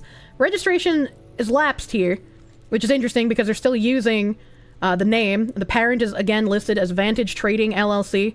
And then going through Eastmore Global Ltd here, fully corroborated active status relationships here, is directly consolidating Eastmore Management LLC and Eastmore Strategies Limited, and is ultimately consolidating Eastmore Management LLC and Eastmore Strategies Limited. Eastmore Global is a company located in the Cayman Islands. I got a little PO box there. Got a little PO box there, and then we go over here. Eastmore Strategies Limited, partially corroborated, it's active, issued, relationships, ultimately consolidated by Eastmore Global Ltd, directly consolidated by Eastmore Global Ltd. And over here, Eastmore Management LLC. Scrolling down a little bit, it's registered and everything. Ultimately consolidated, Eastmore Global Ltd. Directly consolidated, Eastmore Global Ltd. And then we have Eastmore Strategies Limited here, which now has the parentheses that we saw in that other article, Eastmore Strategies Asia Limited. Oh man, the amount of different companies here. Subsidiaries and parent companies, parent and holding companies, Eastmore Global, Preston Trading, remember Mark fucking Preston? And Vantage Trading here. And once again, this is all connected because Eastmore is the other name for the motherfucking Greywood group, which is doing all of the business in gaming at the moment. 1 USD is 150 yen. Hollywood money laundering scheme. Whew. That's a lot of people. Is there anything else that I need to directly bring up? UM's Brien to head IPG Global Media. This is not one I've been able to get to. IPG, UM. So Brien, the guy that briefly took over, the guy that has diversity, equity, and inclusion initiatives, briefly took over in Enthusiast Gaming, and then was replaced again as he stepped down early this year. He previously worked for UM and IPG, and this was published in July 2008. I don't know how far back this goes, but once again, it comes full fucking circle, where we go to the Bridge website, and we look at the people who are on the Bridge website. Here we go. Deirdre Smalls Landau, Chief Business Equity Officer for UM IPG Media Brands. And we looked at media brands earlier as well. We had an article I looked at that had media brands in it. I can't even remember where it is now. There's like my red string fucking conspiracy board is going wild right now. The red tape is connecting. I can't remember where we read media brands earlier. It might have been with David Subotic. I can't remember, dude. We got the Eastmore group page as well. It looks very familiar. It looks very similar. It's got that same kind of look to it as the Greywood website, except there's no way to scroll. There's nowhere to scroll on here. There's no information. There's just a contact us page, which has a really weird contact box. And of course the login page, just like the other website. And someone else that came up in looking at all of this, something else came up. There's a man named Eric Weinstein, the independent director at Infinite Acquisition Corp. Eric Weinstein's work, independent director, education, University of Pennsylvania. Eric Weinstein, based in New York, is currently an independent director at Infinite Acquisition Corp, bringing experience from previous roles at Lee F. Jones Group, Greywood Investments, LLC, formerly Eastmore Group, and Neuberger Bergman. Eric Weinstein holds a 1978 to 1980 MBA at University of Pennsylvania, the Wharton School, with a robust skill set that includes financial analysis, venture capital, investments, asset management, hedge funds, and more. Eric Weinstein contributes valuable insights to the industry.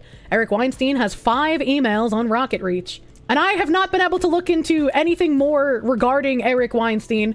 Literally have had zero time to look into him. Eric Weinstein, director at Infinite, University of Pennsylvania, board chair at Infinite, board member at Brandeis University International Business School.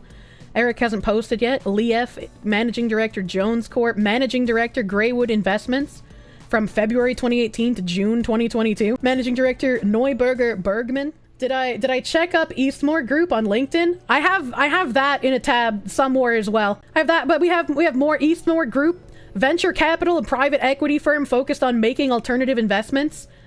The Elephant, on September 4th, 2018, Eastmore Group became the first institutional investor to join the Elephant's security token offering. The Elephant is a blockchain-based secondary market platform headquartered Definitely in London, not buying any more Campbell England. soup, that's for sure. The managing director of Eastmore Group, Brien Rahani, made the following statement regarding the firm's decision to invest in the Elephant. We are proud to join the Elephant STO and its token offering that allows for investors to enter the crypto space with asset-backed tokens, which are backed by equity rights in some of the most promising privately held companies around the globe. The tokenization of these private company equity rights allows for expanded investor access and greater liquidity in companies that choose to remain private for a longer duration. Man, what is happening? What is going on? What are we looking at? The United States District Court for the Northern District of California, San Francisco Division, complaint for conspiracy to conduct and conducting enterprise affairs through a pattern of racketeering activity in violation of 18 U.S.C. 1962D and C. RICO, cryptocurrency market manipulation, in violation of 7 U.S.C. Section 9, use of deceptive or manipulative devices, and 13A2, price manipulation, principal agent liability, aiding and abetting price manipulation in violation of 7 U.S.C. Section 25, A1, negligence, fraud, civil conspiracy, unfair business practices in violation of California Business and Professional Code, Section 17200, unjust enrichment, restitution, constructive trust, accounting conversion, aiding and abetting conversion, aiding and abetting fraud, and violation of California Penal Code. Demand for jury trial. Motherfucking plaintiff HDR Global Trading Limited, aka BitMEX, ABS Global Trading Limited, Great Park, Mark Sweep, Unknown Exchange, Arthur Hayes, Ben Dalo, Samuel Reed, Agatha Maria Reed, Barbara Reed, and Trace Reed. The only note you saw here was defendants, and each of them specifically designed BitMEX to financially benefit from the alleged racketeering activity and unlawful conduct, earning defendants billions of dollars in illicit profits, with Eastmore listed as one of the defendants. Professional network LinkedIn, as well as other internet resources, further provide evidence of at least 14 companies which are incorporated and based in the United States and which trade derivatives using defendants' HDR commercial website, bitmex.com. There it is. There is the Eastmore company. There it is. That list of businesses is gold. Yeah, these are, I don't recognize a lot of these names, but I'm sure if you looked into all of these, there'd be some spooky shit. Eastmore down here is also, at all times relevant to this complaint, defendant HDR had no anti-money laundering or know your customer processes and policies in place, or the existing policies lack any meaningful enforcement, as evidenced, for example, by a parent accepting the United States-based companies, including CMT Capital Markets Trading, Eastmore Group and Eastmore Management, Clerkenwell Access Management, Adaptive Fund, LP and Glios Capital, all these other things, despite claiming that BitMEX is closed to United States persons. As alleged here and above, defendant HDR collected and continues to collect virtually no customer data at all, nor did defendant ever register with FinCEN or perform the acquired AML and KYC functions. And somewhere in this document, I don't know exactly where it is, because there's just like a whole bunch of shit in here, but somewhere in this document, 27, when in July of 2019, when in July, phrase not found. I guess this might be a different document. When in July of 2019, or I guess there's supposed to be a comma. When, comma in July, comma in July. Hell yeah! When in July of 2019, an early investor in BitMEX Elfio, Guido Capone, asked defendant Hayes, Dalo, and Reed about a status of his investment in the BitMEX platform. Defendant Dalo responded with a meme image, cynically suggesting that BitMEX could dodge its legal obligations to its own investors simply by using a shell company incorporated in the Seychelles to defeat personal jurisdiction of the United States court. And this meme is of a black man smiling, saying, incorporated in Seychelles. Come at me, bro. They are not selling enough of those seashells, man. First Falcone and now Capone? Why are there so many gangsters? They played us like a goddamn fiddle. The partners agreed that Eastmore's role in the partnership through Hopkinson would be to raise capital with investors through its network of fellow high net worth individuals and to source potential acquisition targets for evaluation by the partnership. Thayer's street role in the partnership would be to underwrite and negotiate potential acquisitions, secure term sheets, perform due diligence, and build financial models. Thayer Street was expected to play an active and key role in the partnership's cannabis industry activities. CIP's role in the partnership would be to operate post-closing, specifically to train, install, and oversee an executive team to manage the operations of each of the target acquisitions using the proprietary institutional grade best practices tools that CIP has developed over the last 8 years. Yeah, this has to do with their fucking cannabis investments. That's nuts. They're just like involved in literally everything. Where do these people's tendrils stop? Where do they stop? The part where you stopped in the Discord was just before several people in the day trader sphere were talking about Greywood's upgrade EGLX scheme and how they knew the connection between them and Eastmore. God damn. It's been a long fucking journey, chat. It has been a long journey with a lot of twists, a lot of turns, a lot of this whole just does not stop. I have no idea how any of this could be cut down into any sort of like bite-sized fragments for people to digest, because it's just, there's so much here.